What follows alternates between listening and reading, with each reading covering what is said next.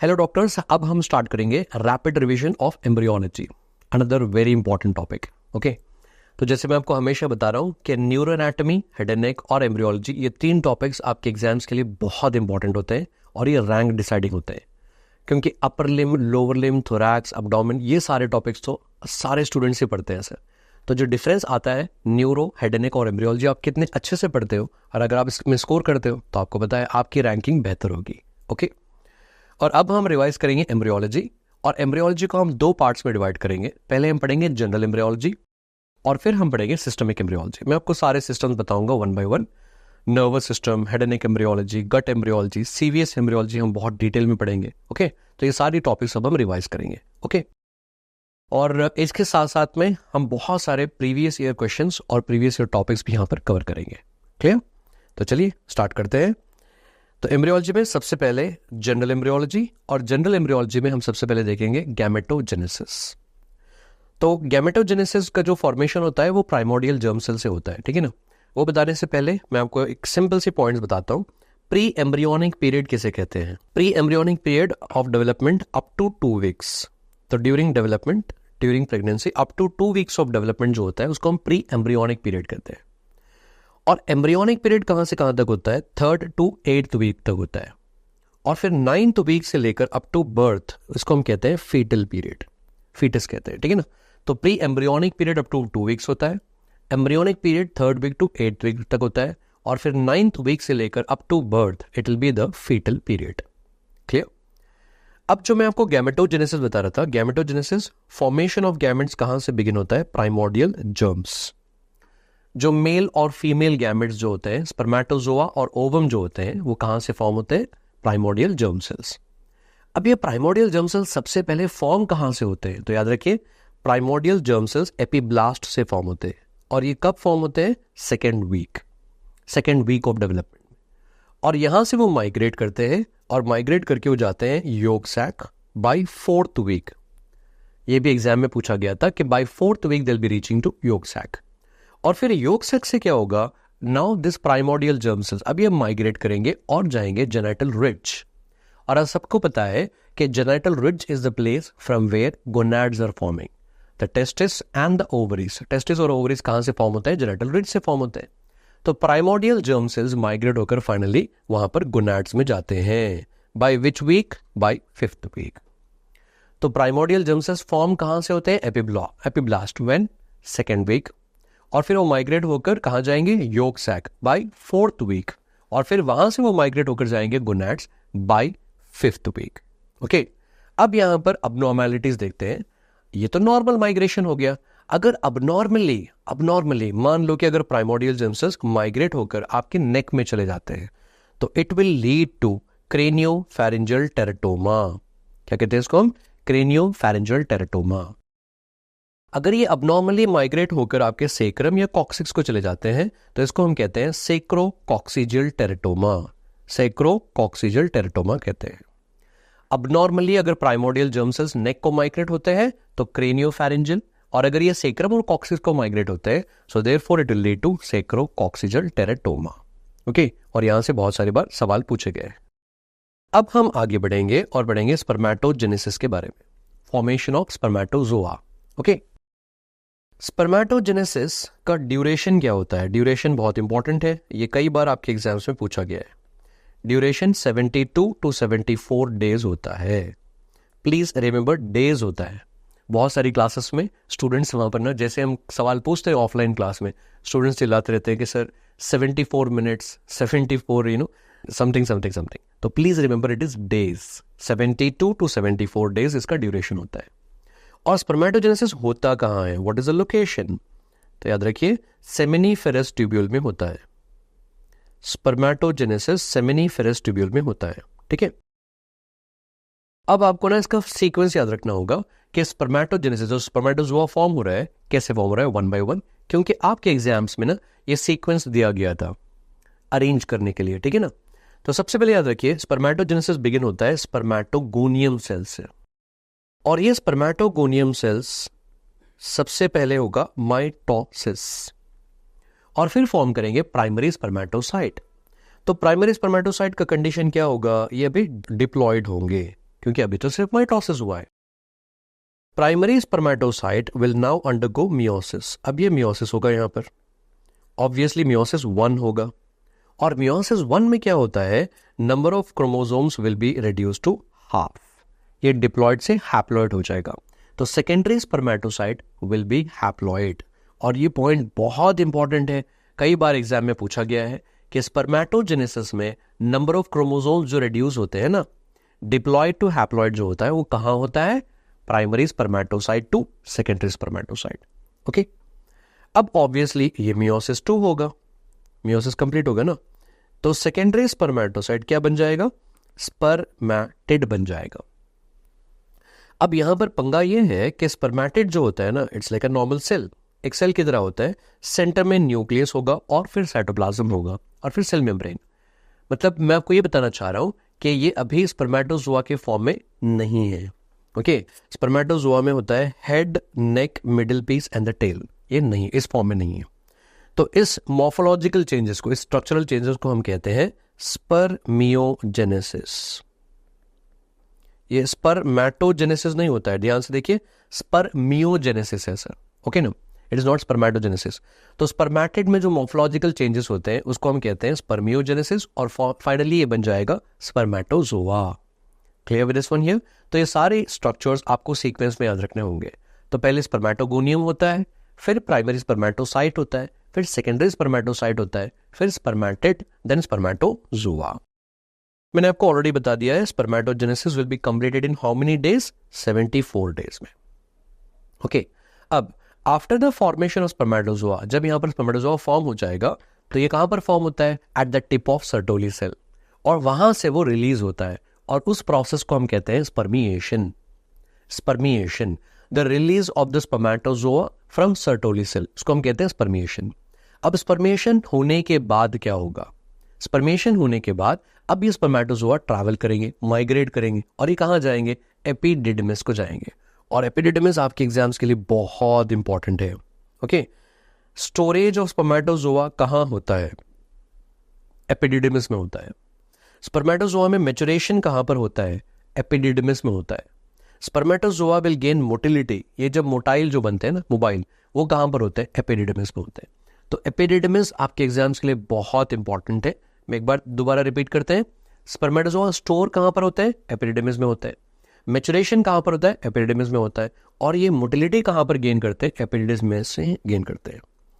और फिर अब क्या होगा, एक और पॉइंट मैं आपको बताता हूं, कैपेसिटेशन कहते हैं इसे।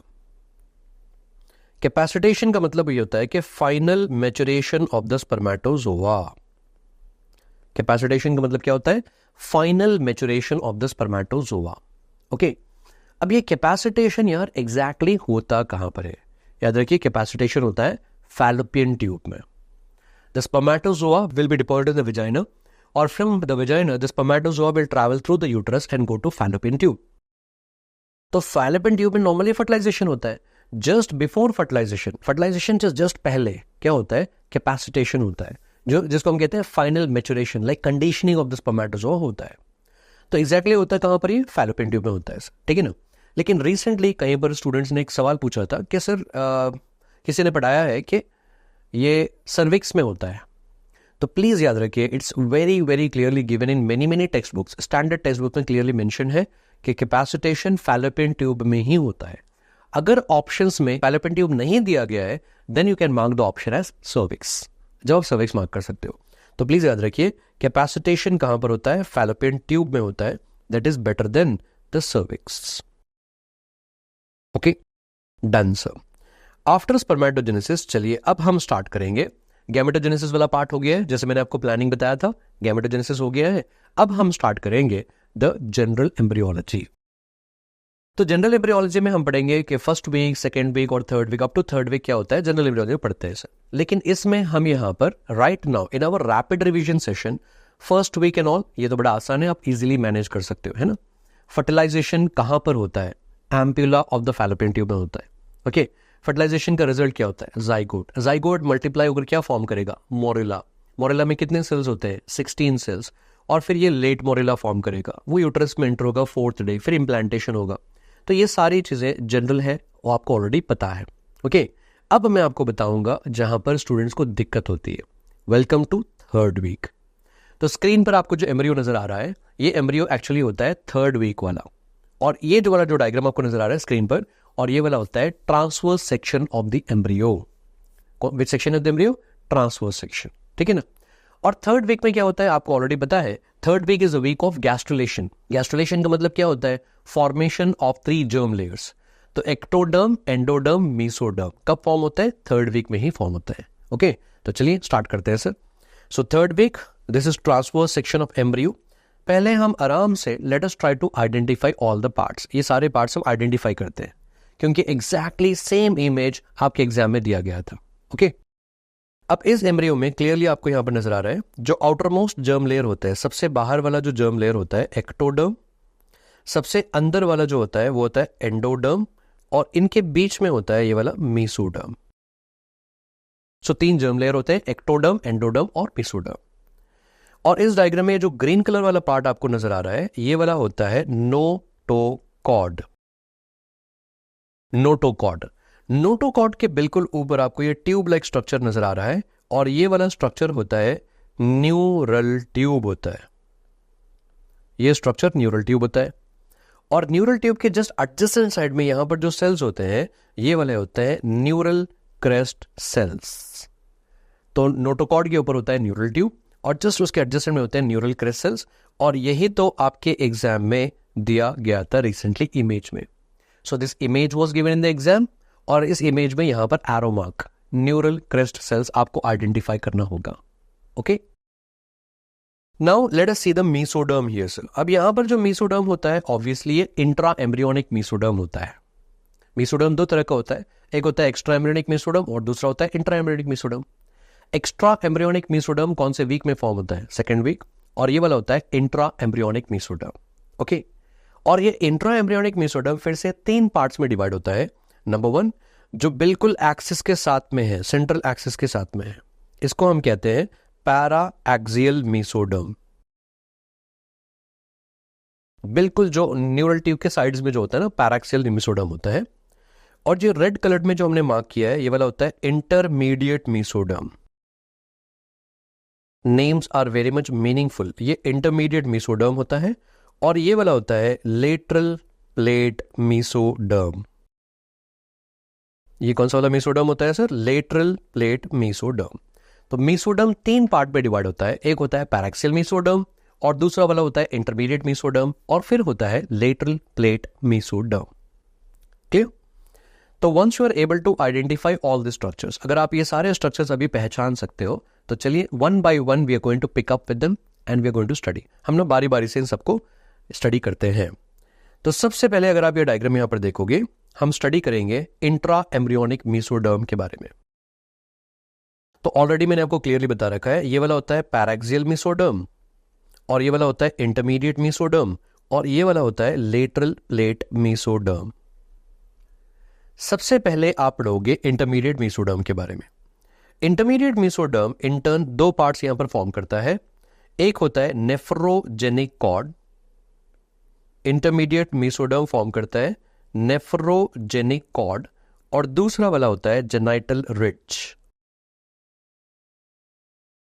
नेफ्रोजेनिक कॉर्ड और फिर होता है जेनाइटल रिच। इंटरमीडिएट मीसोडर्म ये 2 पार्ट्स फॉर्म करता है, और आप सबको वेरी क्लियरली ऑब्सगानी में भी आपने पढ़ा होगा कि genital ridge is the one which is going to form the gonads. Genital ridge gonads form करेगा। Male and female gonads are form from genital ridge. और नेफ्रोजेनिक कॉर्ड जो है ना, उसके नाम में ही लिखा है nephro, nephrons, genic formation, that means it is going to form kidney. ये किडनी फॉर्म करेगा। तो इन शॉर्ट याद रखिए, इंटरमीडिएट मीसोडर्म क्या फॉर्म करेगा? इंटरमीडिएट मीसोडर्म फॉर्म करेगा urogenital system. Intermediate mesoderm form करेगा kidney, uro, and then form करेगा यस गोनैड्स, तो इसीलिए यूरोजेनाइटल सिस्टम कहते हैं sir. That's all. Intermediate mesoderm हो गया। अब हम डील करेंगे पैराक्सियल और लेटरल प्लेट। यहां पर पढ़ने का तरीका देखिए सर, ओके ना। पैराक्सियल मीसोडर्म जो होता है, paraxial mesoderm will be going to form somites. Spherical ball like structures form करता है सर सोमाइट्स। तो अगर आप इस डायग्राम को यहां ध्यान से देखोगे, यहां सेंटर में नोटोकॉर्ड और न्यूरल ट्यूब्स, ओके, और इसके ईदर साइड, दोनों साइड पे अगर आप देखोगे तो यहाँ पर ये पैराक्सियल मेसोडर्म होता है और ये पैराक्सियल मेसोडर्म होता है। और पैराक्सियल मेसोडर्म मॉडिफाई होता है into spherical ball like structures, और इसी बॉल लाइक स्ट्रक्चर्स को हम कहते हैं सोमाइड्स। क्या कहते हैं इसको हम? सोमाइड्स। ओके, तो पैराक्सियल मेसोडर्म क्या फॉर्म करेगा? ये सोमाइड्स फॉर्म करेगा। अब अगर आप एक सोमाइड को अगर आप देखोगे, एक सोमाइड पे ना 3 पार्ट होते हैं। For example if this is like spherical ball like structure, इसमें 3 पार्ट होते हैं सर। एक होता है डर्मेटोम, और फिर होता है स्क्लेरोटोम और मायोटोम। ओके, तो सोमाइड्स में 3 पार्ट होते हैं। नंबर 1 डर्मेटोम होता है, और फिर स्क्लेरोटोम होता है, और फिर होता है मायोटोम। इसमें ना 3 पार्ट्स होते हैं, ठीक है ना। अब नाम से ही आपको समझ आ रहा है डर्मेटोम। डर्मेटोम क्या फॉर्म करेगा? डर्मिस। तो in somites this dermatome is going to form dermis. वो भी क्या फॉर्म करेगा? Dermis of back of the body. Dermatome form करेगा dermis of back of the body. Sclerotome is going to form skeleton, और ये form करेगा axial skeleton. Sclerotome axial skeleton form करेगा। हम सबको बताया कि स्केलेटन 2 पार्ट्स में आपका डिवाइड होता है, एक होता है एक्सियल और दूसरा होता है appendicular skeleton. Axial skeleton centre में होगा और एपेंडिकुलर जो आपके लिम्स में होगा, upper limb and lower limb में। तो स्क्लेरोटोम एक्सियल स्केलेटन फॉर्म करेगा, the vertebrae, ribs and everything. Myotome, myo means muscle, it is going to form muscle. लेकिन ये जो मसल्स जो फॉर्म होते हैं, ये मायोटोम फिर से 2 पार्ट्स में डिवाइड होता है। एक होता है एपी एक्सियल मायोटोम, अनदर एक और होता है हाइपो एक्सियल मायोटोम्स। ओके, एक होता है एपीएक्सियल मायोटोम और दूसरा वाला होता है हाइपोएक्सियल मायोटोम। अब जो एपीएक्सियल मायोटोम जो होता है ना, epiaxial myotome is the one which is going to form the true back muscles. ये बैक मसल्स फॉर्म करेगा। That too it is going to form the true back muscles. I mean to say, एक बार आपके exam में erector स्पाइने पूछा गया था। तो erector spinae muscle, the true back muscles are derived from where? Epiaxial myotome, epiaxial वाला। जो hypoaxial myotome होता है वो फॉर्म करेगा upper limb, lower limb muscles as well as your abdominal muscle as well as intercostal muscles. Okay, तो hypoaxial myotome form करेगा limb muscles, इसके साथ में ये फॉर्म करेगा yes abdominal muscles as well as intercostal muscles, intercostal muscles. Okay, तो एपीएक्सियल myotome और हाइपोएक्सियल myotome ये सारे स्ट्रक्चर फॉर्म करेंगे। Clear? So all these are actually the parts of your somoids, dermatome, sclerotome और मायोटोम। अगर ये आपने एक बार इसको पढ़ लिया है तो वॉट एवर रिमेनिंग जो भी बाकी है वो सारे स्ट्रक्चर्स कहां से फॉर्म होंगे सर? लेटरल प्लेट मेसोडर्म से फॉर्म होंगे। What do you mean by that? Listen here, dermis of the back, dermis of back is form from paraxial mesoderm. तो डर्मिस ऑफ फ्रंट कहां से फॉर्म होगा? Lateral plate mesoderm. Axial skeleton कहां से form होता है? Paraxial mesoderm. तो therefore appendicular skeleton कहां से फॉर्म होगा? लेटरल प्लेट मेसोडर्म से फॉर्म होगा। सिमिलरली अगर आप ये सारे मसल्स देखोगे ना, the true back muscle, the limb muscles and all this muscles, ये सारे मसल्स आपके स्केलेटल मसल्स होते हैं। तो बाकी कौन से वाले होते हैं? स्मूथ मसल और कार्डियक मसल। और ये स्मूथ और कार्डियक मसल कहां से फॉर्म होंगे? लेटरल प्लेट मेसोडर्म से ही फॉर्म होंगे। ये होता है पढ़ने का तरीका।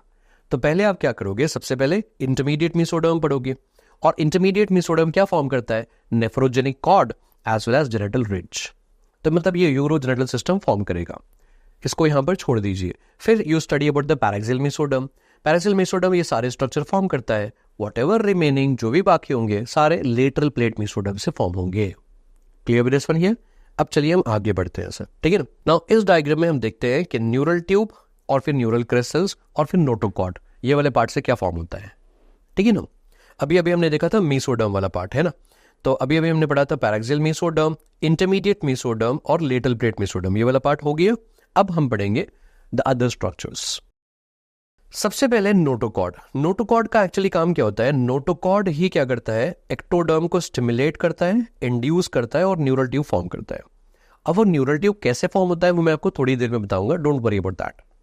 नोटोकॉर्ड मेनली क्या करता है? ऊपर जो एक्टोडर्म होता है उसी को वो इंड्यूस करता है और वहीं से न्यूरल ट्यूब फॉर्म होती है। फाइन, लेकिन न्यूरल ट्यूब फॉर्म हो जाने के बाद नोटोकॉर्ड का फंक्शन क्या है?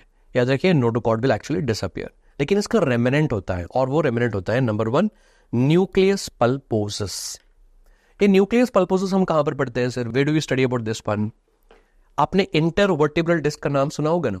तो जो इंटरवर्टिब्रल जो डिस्क होती है, इसके सेंटर में जो रेमिनेंट होता है उसको हम कहते हैं न्यूक्लियस पल्पोसस। और ये न्यूक्लियस पल्पोसस क्या होता है? ये नोटोकॉर्ड का ही रेमिनेंट होता है सर। न्यूक्लियस पल्पोसस क्या होता है? नोटोकॉर्ड का रेमिनेंट होता है। Clear?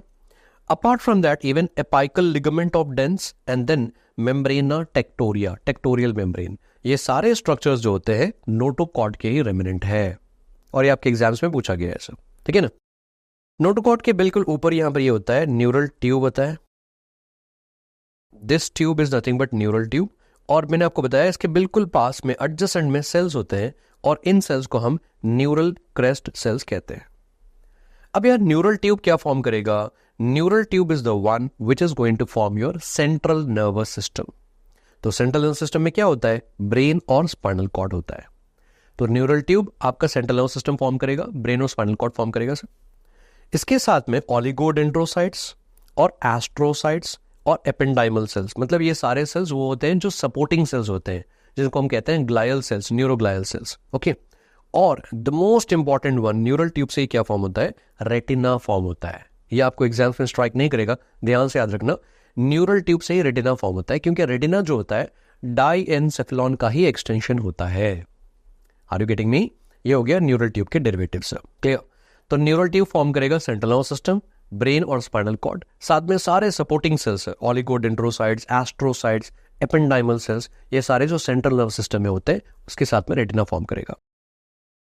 After that neural crest cells, neural crest cells को ना फोर्थ जर्म लेयर भी कहा जाता है।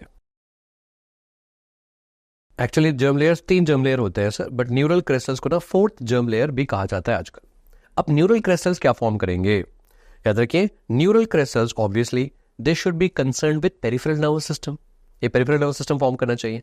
तो याद रखिए ये फॉर्म करेंगे ganglions, all the ganglions in your body, और फिर श्वान सेल्स, और फिर enteric plexus. Okay, enteric plexus जो आपके इंटेस्टाइन्स वगैरह में होते हैं, जो और बैक प्लेक्सस, मेंट्रिक प्लेक्सस आपने पढ़ा होगा, है ना, एंटेरिक प्लेक्सस। अब इसके साथ में एड्रेनल मेड्यूला। एड्रेनल ग्लैंड में 2 पार्ट्स होती है, आउटर पार्ट एड्रेनल कॉर्टेक्स होता है, इनर पार्ट एड्रेनल मेड्यूला होता है। और एड्रेनल मेड्यूला को मॉडिफाइड गैंग्लियन भी कहा जाता है। तो ऑब्वियसली कहां से फॉर्म होगा?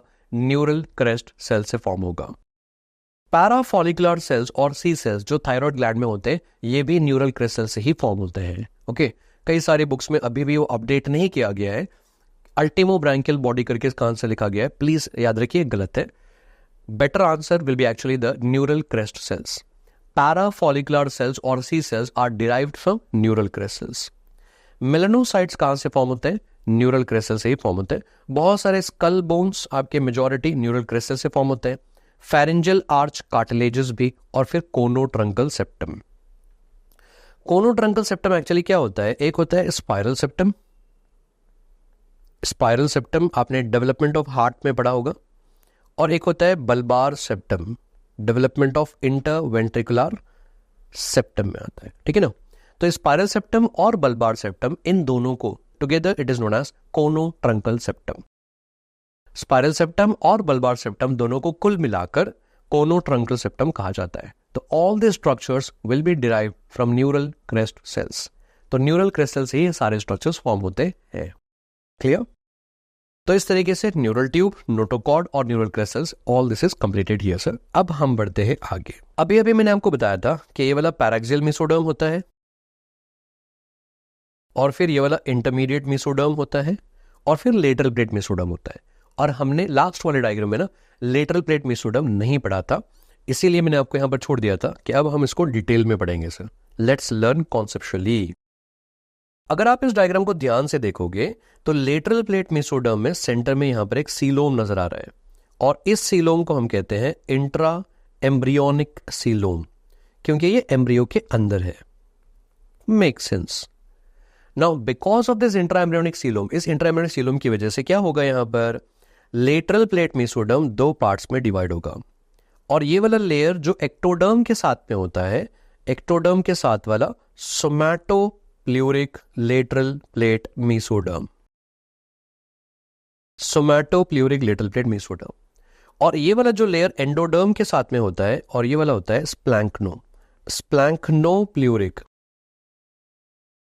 स्प्लैंक्नोप्ल्यूरिक लेटरल प्लेट मेसोडर्म, ठीक है ना। तो इंट्रा एम्ब्रियोनिक सीलोम होता है, एंड इंट्रा एम्ब्रियोनिक सीलोम की वजह से क्या होता है, लेटरल प्लेट मेसोडर्म दो पार्ट्स में डिवाइड होता है, एक होता है सोमैटोप्ल्यूरिक और दूसरा वाला होता है स्प्लैंक्नोप्ल्यूरिक लेटरल प्लेट मेसोडर्म। ओके, अब ये क्या फॉर्म करेगा, सबसे पहले यार याद करिए, ऐसे कोरिलेट कीजिए कि इंट्रा एम्ब्रियोनिक सीलोम कहां पर होता है, एम्ब्रियो के अंदर। Compare this embryo with our body right now. हमारी बॉडी के अंदर जो कैविटीज होते हैं, एक होता है प्लूरल कैविटी, दूसरा वाला होता है पेरिकार्डियल कैविटी, और तीसरा वाला होता है पेरिटोनियल कैविटी। तो pleural cavity, pericardial cavity and peritoneal cavity, ये तीनों कहां पर है, बॉडी के अंदर।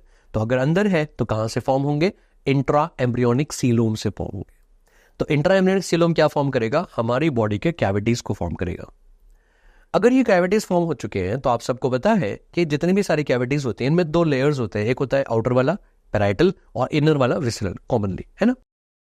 तो apply the common sense right now. Parietal layer, जैसे पैराइटल पेरिटोनियम है, पैराइटल प्लूरा है, जो पैराइटल लेयर्स होते हैं वो कहां से फॉर्म होना चाहिए, ऑब्वियसली सोमैटोप्ल्यूरिक लेटरल प्लेट मेसोडर्म। और जो विसरल लेयर्स होते हैं वो कहां से फॉर्म होते हैं, स्प्लैंक्नोप्ल्यूरिक लेटरल प्लेट मेसोडर्म से फॉर्म होते हैं। ओके, तो इंट्रा एम्ब्रियोनिक सीलोम हमारी बॉडी के कैविटीज को फॉर्म करेगा, तो सिमिलरली सोमैटोप्ल्यूरिक पैराइटल लेयर्स को फॉर्म करेगा और स्प्लैंक्नोप्ल्यूरिक लेयर्स जो विसरल लेयर्स को फॉर्म करेगा। क्लियर, तो ये लेयर्स बड़े क्लियर हैं।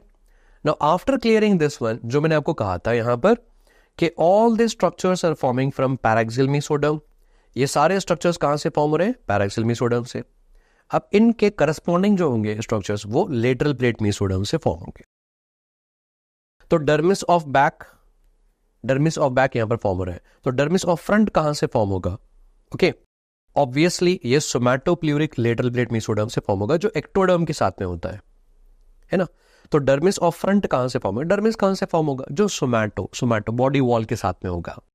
वहां पर हमने पढ़ा था एक्सियल स्केलेटन फॉर्म होता है, तो ऑब्वियसली यहां पर एपेंडिकुलर स्केलेटन फॉर्म होता है, और एपेंडिकुलर स्केलेटन भी कहां से फॉर्म होगा, ऑब्वियसली सोमैटोप्ल्यूरिक लेटरल प्लेट मेसोडर्म से ही फॉर्म होगा।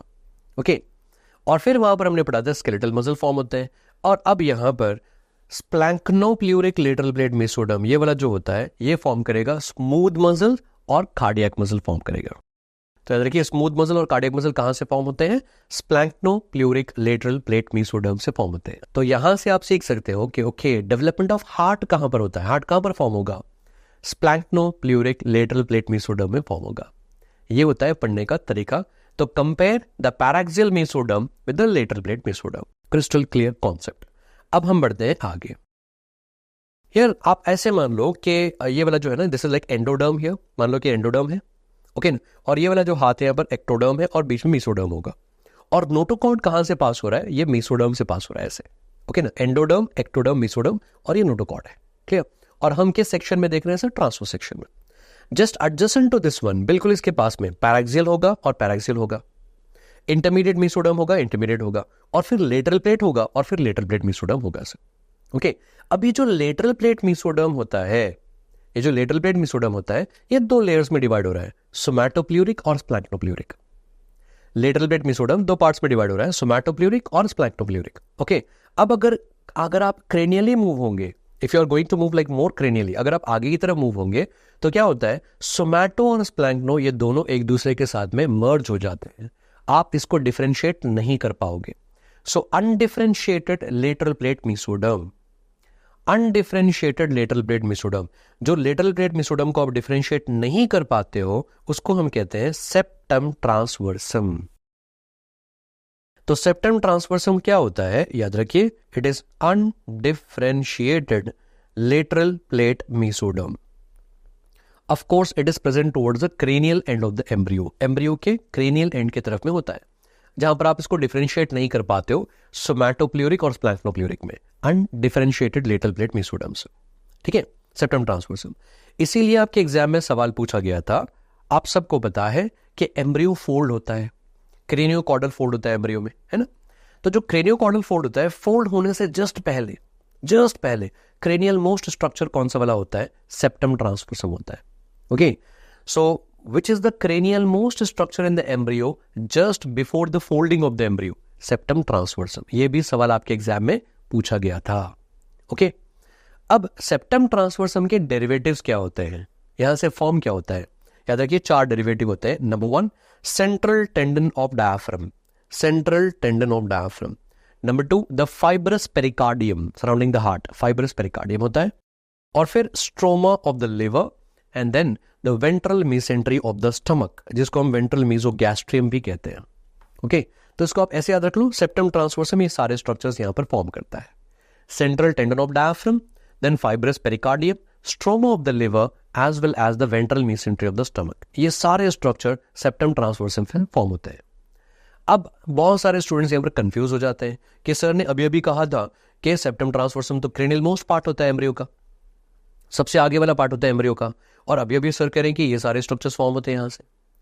तो प्लीज याद रखिए यहाँ पर से मैंने आपको क्या कहा था, एम्ब्रियो फोल्ड होता है तो सेप्टम ट्रांसवर्सम सबसे आगे होता है, लेकिन जब वो फोल्ड होता है ना, आफ्टर फोल्डिंग ये सारे स्ट्रक्चर्स यहाँ पर आ जाते हैं.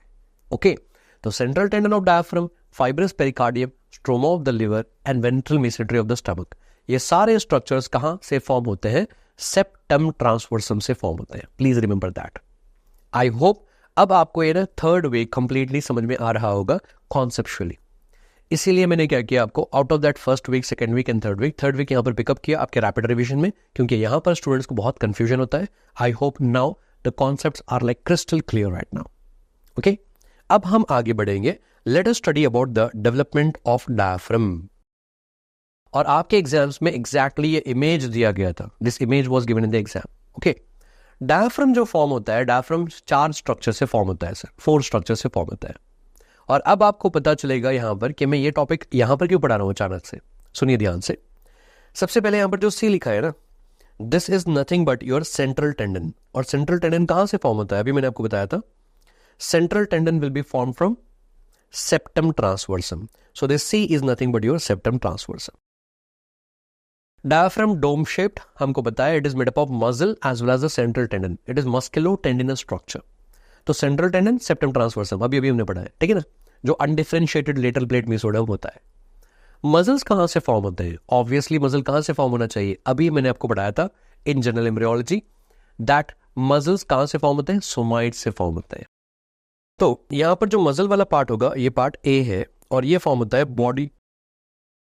बॉडी वॉल मेसोडर्म से फॉर्म होते हैं. मसल्स कहां से फॉर्म होते हैं, body wall mesoderm. Okay somite से फॉर्म होते हैं. लेकिन आपको एग्जाम के लिए याद रखना होगा सर्वाइकल सोमाइट. सर्वाइकल सोमाइट ये वर्ड बहुत कंफ्यूजिंग होता है ड्यूरिंग एग्जाम, क्योंकि आप वहां पर एग्जाम में ना कॉमन सेंस से सोचने लग जाते हो कि यार डायफ्राम तो यहां है तो सर्वाइकल तो कंट्रीब्यूट ही नहीं कर सकता है. तो याद रखिए सर्वाइकल सोमाइट से ही फॉर्म होते हैं. अब इसको याद कैसे रखेंगे sir, obviously diaphragm will be supplied by which nerve, phrenic nerve. और फ्रेनिक नर्व कहां से ओरिजिनेट होता है, C3, C4, C5, ऐसे याद रख लो. सर्वाइकल सोमाइट्स इसको कंट्रीब्यूट करते हैं. Clear with this one. तो after that what is left out now, yes यहां से ईसोफेगस पास होता है, and oesophagus will be actually enclosed by the peritoneum coming from here, और ये वापस पेरिटोनियम चला जाता है. और यहां पर ये डबल लेयर ऑफ पेरिटोनियम होता है, और इस डबल लेयर ऑफ पेरिटोनियम को हम कहते हैं मेसेंट्री. और ये क्योंकि ईसोफेगस को एंक्लोज कर रहा है इसलिए इसको हम कहते हैं dorsal mesoesophagus. Dorsal mesoesophagus. Now the last and final one, the fourth part right now is, yes अगर डायफ्राम यहां पर होगा above pleura and below will be having the peritoneum. Pleuro peritoneal membrane, pleuro peritoneal membrane दोनों और भी form होता है. Okay सो इस तरह से diaphragm is derive from how many structures, 4 structures. Diaphragm 4 structure से फॉर्म होता है. तो number 1 septum transversum in the middle. Number 2 body wall mesoderm, that is nothing but cervical somites. Number 3 dorsal mesoesophagus. And number 4 the pleuro peritoneal membrane. अब अगर मान लो कि ये प्लूरो पेरिटोनियल मेम्ब्रेन फॉर्म नहीं होता है, अगर ये मेम्ब्रेन फॉर्म नहीं होगा तो क्या होगा यहां पर, अगर ये प्लूरो पेरिटोनियल मेम्ब्रेन फॉर्म नहीं होगा तो क्या होता है, ड्यूरिंग डेवलपमेंट के टाइम पर अब्डोमेन में ना प्रेशर ज्यादा होता है, and because pressure is more there तो यहां से क्या होता है, abdominal contents, the loop of intestines, they will herniate into the thorax. ये थोरैक्स में हर्निएट करेंगे और फिर लंग्स को कंप्रेस करेंगे, lung hypoplasia and all those will occur. Okay और इस कंडीशन को हम कहते हैं कंजेनाइटल डायफ्रामेटिक हर्निया. तो कंजेनाइटल डायफ्रामेटिक हर्निया जो होता है वो क्यों होता है, it is due to the absence of pleuroperitoneal membrane. Congenital diaphragmatic hernia will occur due to absence of pleuroperitoneal membrane. और सबसे कॉमन वाला कौन सा होता है sir congenital diaphragmatic hernia, Bochdalek hernia होता है. और बॉगलैक हर्निया मोस्ट कॉमनली किस साइड में होता है, राइट या लेफ्ट? लेफ्ट साइड में बहुत कॉमनली होता है। और ये वाला डायग्राम रिसेंटली एग्जाम में दिया गया था और यहाँ पर आप देख सकते हो कि yes the loops of intestines are actually herniating into the thorax. Are you getting me? तो कंजेनाइटल डायफ्रामेटिक हर्निया जो होता है वो क्यों होता है, रीजन बहुत इंपॉर्टेंट है, due to absence of pleuroperitoneal membrane. और सबसे कॉमन वाला बॉगलैक हर्निया होता है और मोर कॉमनली वो लेफ्ट साइड में होता है ऐसा। क्लियर? तो एक और टॉपिक यहीं पर खत्म हो गया है और अब आपको पता चल रहा होगा कि why did I teach you the development of diaphragm here self. हमने डायफ्राम का डेवलपमेंट यहां पर इसीलिए पढ़ाया सर, इजीली आपको कोरिलेट हो सकते हैं सारे स्ट्रक्चर्स। ओके, अब चलिए आगे बढ़ते हैं। अगली टॉपिक होगी न्यूरिलेशन। ओके, तो जैसे मैंने आपको कहा है एम्ब्रियोलॉजी को हम दो पार्ट्स में डिवाइड करते हैं, जनरल एम्ब्रियोलॉजी और सिस्टमिक एम्ब्रियोलॉजी। तो आप देख रहे हो सर, जनरल हो गया है और फिर हम slowly we are dealing with the systems right now. अब हम पढ़ेंगे नर्वस सिस्टम। तो नर्वस सिस्टम एम्ब्रियोलॉजी में हम क्या पढ़ेंगे, न्यूरिलेशन। न्यूरिलेशन का मतलब क्या होता है, formation of neural tube sir, formation of neural tube. I want everyone to like fully concentrate here sir, जो भी मुझे अभी सुन रहे हैं फुल्ली यहां पर कॉन्सेंट्रेट कीजिए, क्योंकि आजकल आपके एग्जाम्स में ट्रेंडिंग क्वेश्चन है। मतलब formation of neural tube, neurulation से एक सवाल यहां से एग्जाम में पक्का आता है सर, तो ध्यान से सुनिएगा। तो व्हाट इज न्यूरिलेशन? न्यूरिलेशन का मतलब क्या होता है, formation of neural tube. Neural tube form होता है और न्यूरल ट्यूब फॉर्मेशन कब बिगिन होता है, ऑब्वियसली थर्ड वीक में। न्यूरल ट्यूब फॉर्मेशन बिगिन होगा थर्ड वीक में, ओके ना। और थर्ड वीक तो आपको अच्छे से पता है, ये वाला डायग्राम होगा डायग्राम ऑफ एम्ब्रियो और इसमें तीनों लेयर्स होते हैं, जर्म लेयर्स। एक होता है एक्टोडर्म और दूसरा वाला होता है एंडोडर्म और ये वाला होता है mesoderm. Ectoderm, endoderm and the middle you are having mesoderm. Obviously ये वाला क्या होता है, सिर्फ नोटोकॉर्ड होता है। और मैंने आपको क्लियरली बताया था कि नोटोकॉर्ड क्या करेगा, एक्टोडर्म को इंड्यूस करेगा। नोटोकॉर्ड ये जो ओवरलाइंग एक्टोडर्म होता है ना, एक्टोडर्म को इंड्यूस करता है और जैसे ही एक्टोडर्म इंड्यूस होता है this is going to become like a plate. अब ये एक प्लेट फॉर्म करता है और इस प्लेट को हम कहते हैं न्यूरल प्लेट कहते हैं। That plate will be neural plates. और न्यूरल प्लेट के एंड्स में अगर आप देखोगे ना, यहां पर फोल्ड्स होते हैं और इन फोल्ड्स को हम कहते हैं न्यूरल फोल्ड्स कहते हैं सर। ओके, सो नोटोकॉर्ड के बिल्कुल ऊपर होता है न्यूरल प्लेट और उसके एंड्स में होते हैं न्यूरल फोल्ड्स। और आप डायग्राम में क्लियरली देख सकते हो कि न्यूरल फोल्ड्स पास में आ रहे हैं, they are coming closer, when they are coming closer neural folds, yes, इसके बीच में यहां पर एक ग्रूव फॉर्म होता है और इस ग्रूव को हम कहते हैं न्यूरल ग्रूव कहते हैं सर। सो न्यूरल प्लेट होगा, एंड्स में न्यूरल फोल्ड होंगे और दोनों फोल्ड्स जब पास में आएंगे तो मिडिल में क्या फॉर्म होता है, न्यूरल ग्रूव फॉर्म होता है सर। क्लियर? और अब फाइनली क्या होता है, दोनों न्यूरल फोल्ड्स यहां पर रुकते नहीं है, दे डोंट स्टॉप हियर। ये न्यूरल फोल्ड्स पास में होंगे और फाइनली फ्यूज हो जाएंगे। And once they fuse together, ectoderm फिर से वैसे ही होता है और यहां पर एक ट्यूब फॉर्म हो जाता है और इसी ट्यूब को हम कहते हैं न्यूरल ट्यूब। इसी ट्यूब को हम कहते हैं न्यूरल ट्यूब कहते हैं सर। क्लियर? तो इतना आसान होता है न्यूरल ट्यूब फॉर्मेशन सर, ठीक है ना। Neural tube formation is very very clear. अब न्यूरल फोल्ड्स को ध्यान से देखिए, in the neural folds just adjacent to the neural folds here sir, neural fold में क्या होते हैं, सेल्स प्रोलिफरेट होते हैं, मल्टीप्लाई होते हैं, ओके ना। और जो सेल्स यहां पर मल्टीप्लाई होते हैं और फॉर्म होते हैं न्यूरल फोल्ड्स में, इन सेल्स को हम कहते हैं न्यूरल क्रेस्ट सेल्स। यहां पर जो सेल्स फॉर्म हो रहे हैं ना, इनको हम कहते हैं न्यूरल क्रेस्ट सेल्स। और ये न्यूरल क्रेस्ट सेल्स होते हैं just adjacent to the neural tube, just adjacent to the neural tube, वहां पर होते हैं न्यूरल क्रेस्ट सेल्स। ओके, तो अभी थोड़ी देर पहले मैंने आपको बताया था कि इन सब का क्या होता है, like what are the derivatives of the neural tube और न्यूरल क्रेस्ट सेल्स और नोटोकॉर्ड का रेमिनेंट क्या होता है, मैंने ऑलरेडी आपको बता रखा है। ओके, अब यहां पर एक पॉइंट यहां ये है जो आपके एग्जाम में सवाल पूछा गया था, जो न्यूरल प्लेट होता है उसके एंड्स में न्यूरल फोल्ड्स होते हैं और न्यूरल फोल्ड्स क्या होते हैं, फ्यूज होते हैं। फ्यूज होना मतलब न्यूरल ट्यूब फॉर्मेशन बिगिन होना, मतलब ट्यूब फॉर्मेशन स्टार्ट होना। अब ये ट्यूब फॉर्मेशन स्टार्ट कहां से होता है, that was a question in the exam. तो न्यूरल फोल्ड सबसे पहले फ्यूज होते हैं सर्वाइकल रीजन में, सर्वाइकल रीजन में फोल्ड होते हैं, फ्यूज होते हैं और वहां से क्या होता है, it is like a zipping mechanism, वो क्लोज होते हैं क्रेनियली भी और फिर वो क्लोज होते हैं कॉर्डली भी। तो न्यूरल फोल्ड्स फ्यूज कहां पर होते हैं, सर्वाइकल रीजन में, और फिर क्रेनियली भी क्लोज होंगे और फिर कॉर्डली भी क्लोज होंगे। Clear with this one here? तो इस तरीके से न्यूरल ट्यूब फॉर्मेशन बिगिन कहां से होता है? आंसर होगा सर्वाइकल रीजन। तो न्यूरल ट्यूब फॉर्मेशन बिगिन कहां से होगा? सर्वाइकल रीजन से बिगिन होगा सर। क्लियर? अब यहां पर हम देखेंगे इसके डिफेक्ट्स।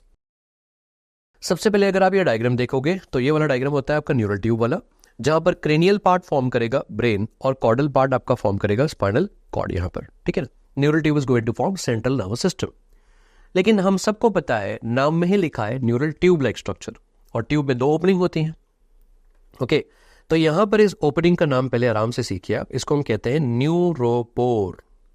तो एक होता है एंटीरियर न्यूरोपोर, जिसको हम कहते हैं क्रेनियल न्यूरोपोर, या फिर आपके एग्जाम में दिया गया था रोस्ट्रल न्यूरोपोर। और दूसरा वाला होता है पोस्टीरियर न्यूरोपोर, जिसको हम कहते हैं chordal neuropore sir, chordal neuropore, ठीक है ना। तो एक होता है क्रेनियल न्यूरोपोर और दूसरा वाला होता है कॉर्डल न्यूरोपोर। अब नॉर्मली तो क्या होना चाहिए सर? न्यूरोपोर्स क्लोज हो जाना चाहिए। तो क्रेनियल न्यूरोपोर कब क्लोज होता है? Remember, cranial neuropore closes on 25th day. और कॉर्डल न्यूरोपोर कब क्लोज होता है सर? याद रखिए, दिस क्लोजेस बाय 27th और 28th day. 27th or 28th day. If you want a better option, then it will be the 28th day.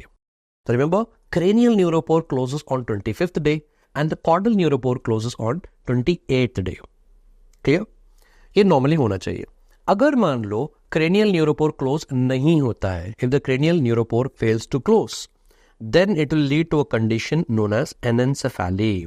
और ये picture, ये इमेज आपके एग्जाम में कई बार दिया गया है।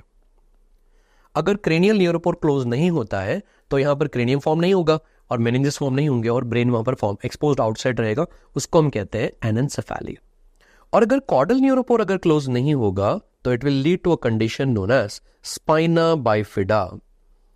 ये वाला जो कंडीशन होता है ये स्पाइना बाइफिडा कंडीशन होता है।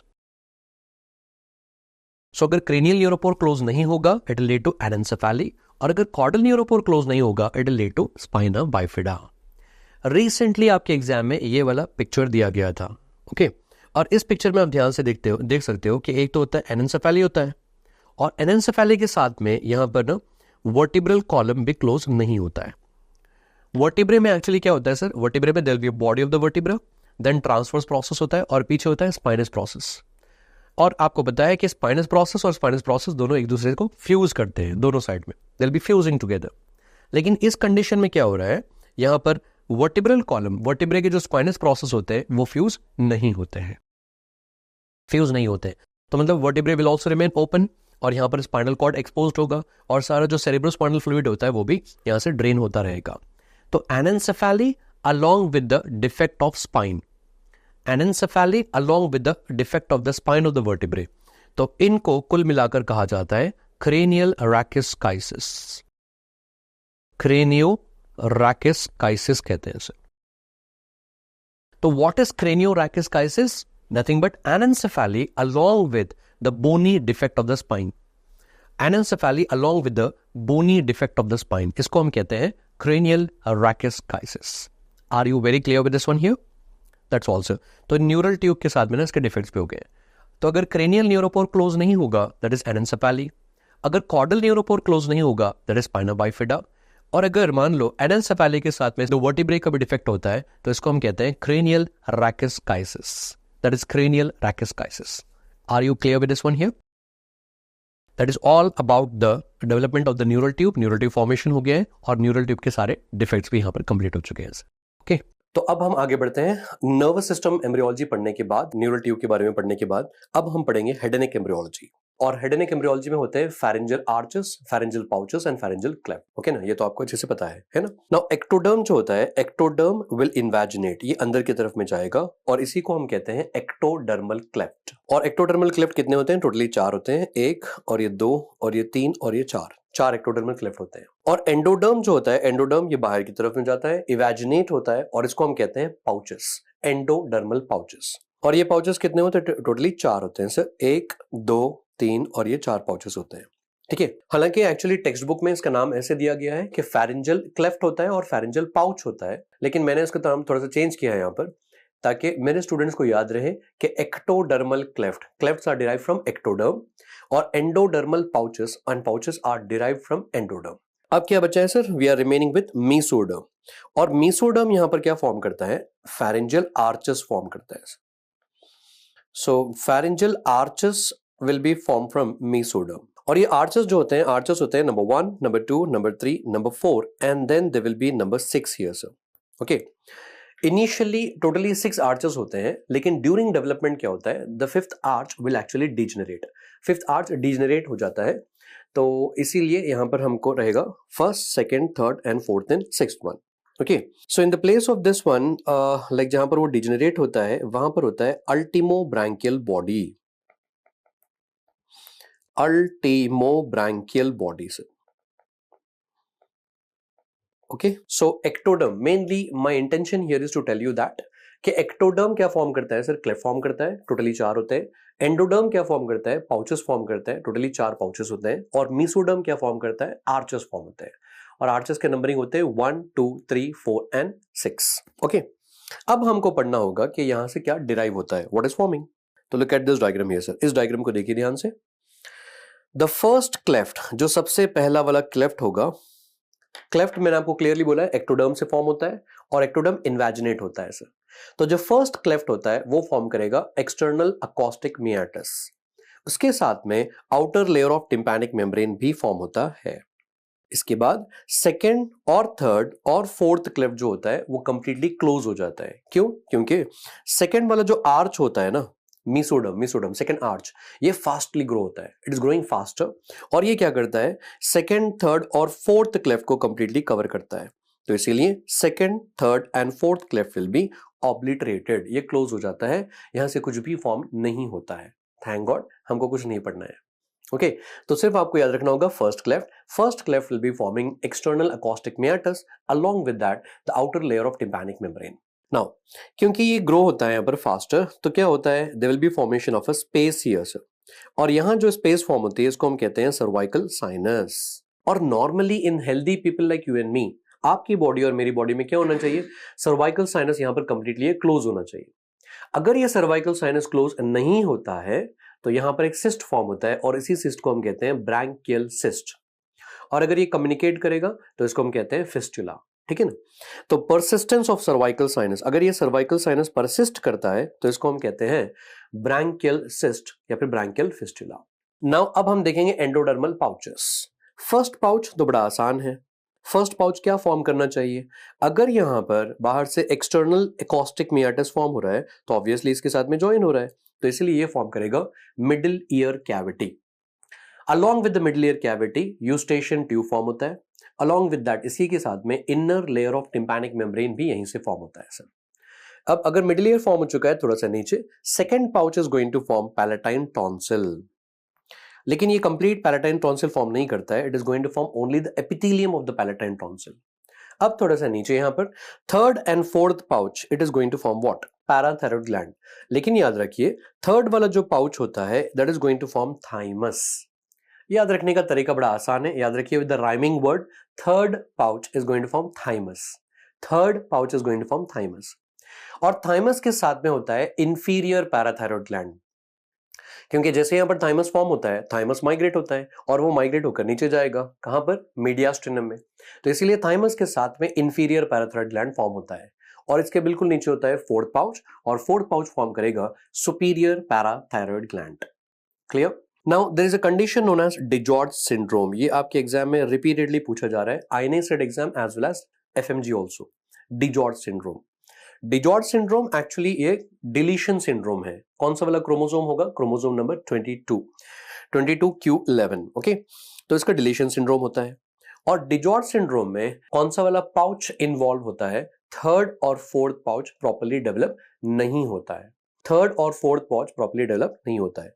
अगर आपको कोई एक ऑप्शन सेलेक्ट करना होगा, select the third pouch out of third and fourth pouch, third pouch is not developing properly here in DiGeorge syndrome.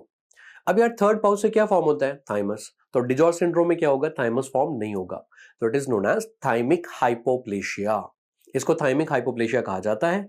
और अगर पैराथायरॉइड ग्लैंड फॉर्म नहीं होगा, पैराथायरॉइड ग्लैंड हमारी बॉडी में कैल्शियम रेगुलेशन के लिए बहुत इंपॉर्टेंट है, अगर ये फॉर्म नहीं होता है तो there will be hypocalcemia. Clear with this one here, that is about the DiGeorge syndrome.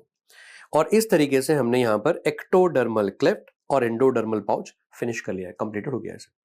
Now I hope आप सबको पता होगा टिम्पैनिक मेम्ब्रेन। टिम्पैनिक मेम्ब्रेन कहाँ होता है? एक्सटर्नल और मिडिल ईयर के बीच में होता है। And one very old point and very famous thing, tympanic membrane is derived from which germ layer? Tympanic membrane कौन से वाले जर्म लेयर से फॉर्म होता है? याद रखिए, tympanic membrane is form from all 3 germ layers. ये सारे जर्म लेयर से फॉर्म होता है टिम्पैनिक मेम्ब्रेन, ठीक है ना? कैसे? How? Welcome to my class here. Please look at this diagram here. चलिए हम इसको प्रूव करते हैं। आउटर लेयर जो ऑफ टिम्पैनिक मेम्ब्रेन जो होता है that is from ectoderm. Inner layer of tympanic membrane जो होता है दैट इज फ्रॉम एंडोडर्म। और जो मिडिल लेयर होता है that is from the mesoderm. So therefore याद रखिए, tympanic membrane is actually derived from all 3 germ layers, all 3 germ layers. अब चलिए आगे बढ़ते हैं। Let's see about the pharyngeal arches. Pharyngeal arches will be derived from mesoderm. We know that very well. And mesoderm is the one which is going to form your bones, your ligaments, muscles. ये सारे कहाँ से form होते हैं? mesoderm से ही form होते हैं, है ना? So mesoderm is the one which is going to form all your bones, your ligaments, as well as the muscles and everything will be formed from mesoderm. So now please look at this diagram on the screen here, sir. This diagram is going to help you a lot in learning the derivatives of pharyngeal arches. ये diagram आपको बहुत help करेगा pharyngeal arches के development पढ़ने के लिए। Okay, कैसे? मैंने आपको टॉपिक के स्टार्टिंग में बताया था, जो pharyngeal arches होते हैं टोटली 6 arches होते हैं, है ना? Out of that 6 arches, 5th वाला डिसअपियर हो जाता है, fine. And all those arches are like layer by layer they are going to form all this structure. तो अगर आप इस डायग्राम को देखोगे, all the structures which are highlighted in orange colour, सबसे पहले अगर आप देखोगे यहाँ पर, ये सारे स्ट्रक्चर्स जो ऑरेंज कलर में हाइलाइटेड है they are derived from first arch. ये कहां से फॉर्म होते हैं? फर्स्ट आर्च से फॉर्म होते हैं। जो ब्लू कलर में यहाँ पर हाइलाइटेड है ये सेकेंड आर्च से फॉर्म होते हैं, और फिर ये third arch, something like that. तो इस तरह से हमारे लिए बड़ा आसान हो जाएगा। चलिए मैं आपको बताता हूँ ट्रिक कैसे याद रखना है, ठीक है ना? Number 1, in the year, year में 3 ईयर ऑसिकल्स होते हैं, 3 बोन्स होते हैं, मैलियस, इंकस एंड स्टेपिस। ऐसे याद रख लो, S for stapes, S for second arch, S for stapes, S for second arch. ये सेकेंड आर्च से फॉर्म होता है। तो बचा क्या है? What is remaining? Malleus and incus, that is derived from first arch. फिर एंटीरियर लिगामेंट ऑफ मैलियस होता है, और फिर deep inside will be having sphenoid bone, और स्फिनोइड बोन से मैंडिबल, स्फिनोमैंडिबुलर लिगामेंट होता है, और फिर मैंडिबल, और फिर मैक्सिला। ऑल दिस स्ट्रक्चर्स, ये सारे स्ट्रक्चर्स कहां से फॉर्म होते हैं? From first arch. ओके, चलिए एक बार दोबारा रिपीट करते हैं। फर्स्ट आर्च से क्या फॉर्म होगा? Malleus and incus, anterior ligament of the malleus, sphenomandibular ligament, mandible and the maxilla. ये सब फर्स्ट आर्च से फॉर्म होता है सर। अब सेकेंड आर्च से क्या फॉर्म होता है? सेकेंड आर्च से मैंने आपको ऑलरेडी बता रखा है, स्टेपिस फॉर्म होता है, स्टेपिस फॉर्म होता है, और उसके साथ में स्टाइलॉइड प्रोसेस भी यहीं से फॉर्म होता है। स्टाइलॉइड प्रोसेस से हायोइड बोन तक एक लिगामेंट होता है, स्टाइलो हायोइड लिगामेंट। और अगर आप हायोइड बोन ध्यान से देखोगे, only the upper part of the body and lesser horn, lesser horn and only the upper part of the body, ये सब कुछ सेकेंड आर्च से फॉर्म होता है। एक बार मैं दोबारा रिपीट करता हूं, अगर आप ध्यान से देखोगे, almost everything starts with S. Stapes, styloid process, stylohyoid ligament and lesser horn and upper part of the body, ये सारे स्ट्रक्चर्स सेकेंड आर्च से ही फॉर्म होते हैं। Okay, greater horn and lower part of the body, greater horn and lower part of the body ये form होता है third arch से, arch number 3। Greater horn and lower part of the body कौन से वाले arch से form होता है? थर्ड आर्च से।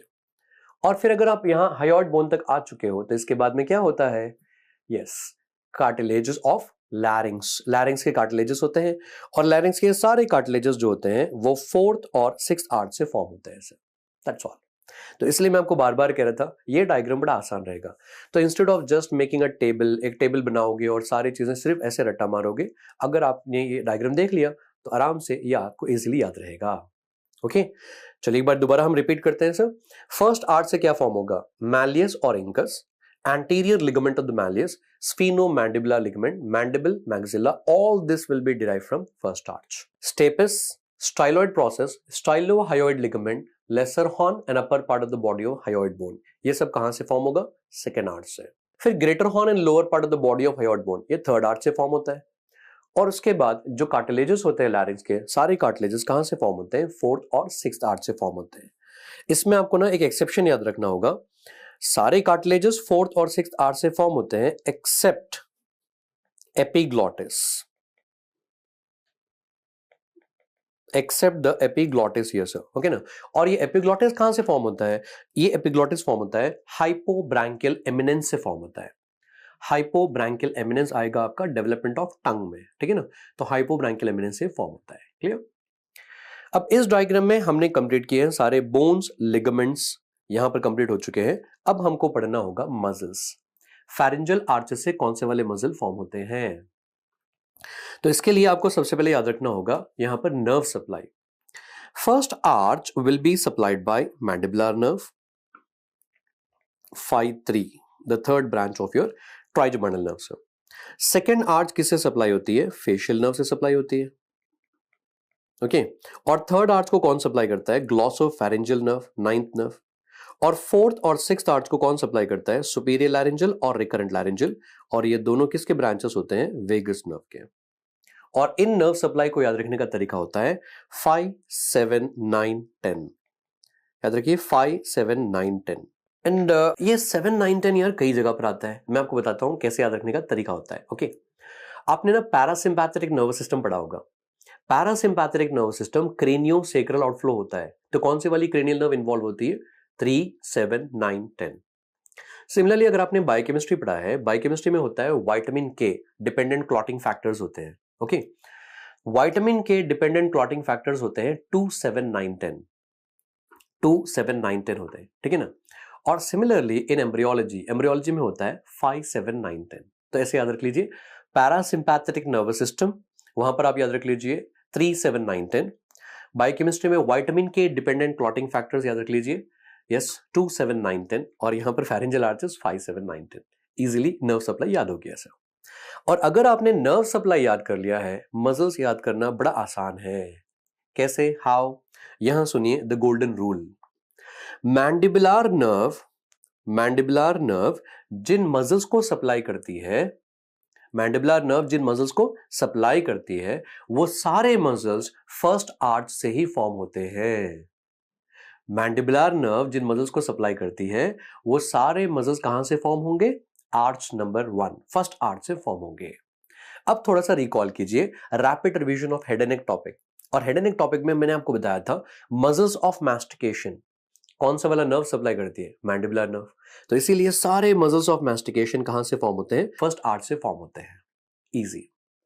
Muscles of facial expression will be supplied bye, इनको कौन सी नर्व सप्लाई करती है? Facial nerve. तो ये कहां से फॉर्म होना चाहिए? Second arch. ये होता है तरीका पढ़ने का, ओके। तो चलिए सीखते हैं sir. First arch will be supplied bye mandibular nerve. अगर यहां पर मैंडिबुलर नर्व सप्लाई कर रही है तो कौन से मसल फॉर्म होते हैं? Muscles of mastication. और इसके साथ में याद रख लीजिए दो टेंसार्स होते हैं sir, टेंसार veli पैलेटिनी and टेंसार टिम्पैनी। टेंसार veli palatini और tensor tympani in the middle ear. And tensor veli palatini तो पैलेट वाला मसल है, वो तो उसके नाम में लिखा है। और टेंसार टिम्पैनी कहां होता है? मिडिल ईयर में होता है। और इसके साथ में याद रख लीजिए एंटीरियर बेली ऑफ डायगैस्ट्रिक, और साथ में होता है माइलोहायोइड मसल, ओके। और ये सारे मसल कहां से फॉर्म होते हैं? First arch. सेकेंड आर्च को कौन सी वाली नर्व सप्लाई करती है? Facial nerve. तो इसीलिए कौन से वाले मसल्स होने चाहिए sir? Muscles of facial expression. ये तो सबको पता है। इसके साथ में मैंने आपको फेशियल नर्व इन डिटेल बताया था। मैंने बताया था कि फेशियल नर्व स्टेपिडियस मसल को भी सप्लाई करती है ईयर में, मिडिल ईयर में। तो यहां से स्टेपिडियस मसल भी फॉर्म होगा। और पोस्टीरियर बेली ऑफ डायगैस्ट्रिक, और उसके साथ में हमेशा साथ में होता है स्टाइलोहायोइड मसल। तो पोस्टीरियर बेली ऑफ डायगैस्ट्रिक और स्टाइलोहायोइड, डन। ये सारे कहां से फॉर्म होते हैं? Second arch. थर्ड आर्च कौन सी वाली नर्व सप्लाई करती है? Glossopharyngeal nerve. और glossopharyngeal nerve will be supplied to stylopharyngeus muscle. Stylopharyngeus muscle को ये सप्लाई करती है। और इसको याद रखने का तरीका बड़ा आसान होता है। स्टाइलोफैरिंजियस मसल को स्टाइल मारना होता है, और स्टाइल मारने के लिए क्या चाहिए? ग्लॉसोफैरिंजियल नर्व। ऐसे याद रख लो, ओके ना। तो स्टाइलोफैरिंजियस मसल कौन सप्लाई करता है? Glossopharyngeal nerve. इसीलिए कहां से ओरिजिनेट होती है? ये कहां से डिराइव होती है? थर्ड आर्च से फॉर्म होती है, ठीक है। Then fourth and sixth arch both of them will be supplied by vagus nerve. Vagus nerve supply करता है। और यहां से याद रखिए कौन से वाले मसल्स ओरिजिनेट होते हैं? Muscles of larynx, pharynx and palate. Larynx, pharynx और पैलेट, ये सारे मसल्स यहीं से फॉर्म होते हैं, क्लियर। अब हम बढ़ते हैं आगे। By this we have completed ectodermal cleft, endodermal pouch and then the pharyngeal arches. तो क्लेफ्ट, पाउच और आर्चेस हो गया है सर। अब आजकल जो आपके एग्जाम में ट्रेंडिंग है, डेवलपमेंट ऑफ द फेस, यहां से बहुत सारे सवाल पूछे जा रहे हैं और इसी के साथ में हम पढ़ेंगे cleft lip, upper lip, lower lip, cleft कैसे फॉर्म होता है। Let's see here. ओके, तो सबसे पहले यार फेस कैसे फॉर्म होता है। Our face will be form by two sources. इसके लिए ना दो सोर्स चाहिए। देखिए यहां पर कैसे याद रखना है। Number one, mandibular process. पहला वाला होता है मैंडिबुलर प्रोसेस, और ये मैंडिबुलर प्रोसेस ही क्या करेगा, मैक्सिलरी प्रोसेस भी फॉर्म करेगा। मैंडिबुलर प्रोसेस ही मैक्सिलरी प्रोसेस भी फॉर्म करेगा। मतलब इतना फेस यहां पर फॉर्म हो चुका है। अब क्या बाकी है, we are remaining with what, frontal and nasal.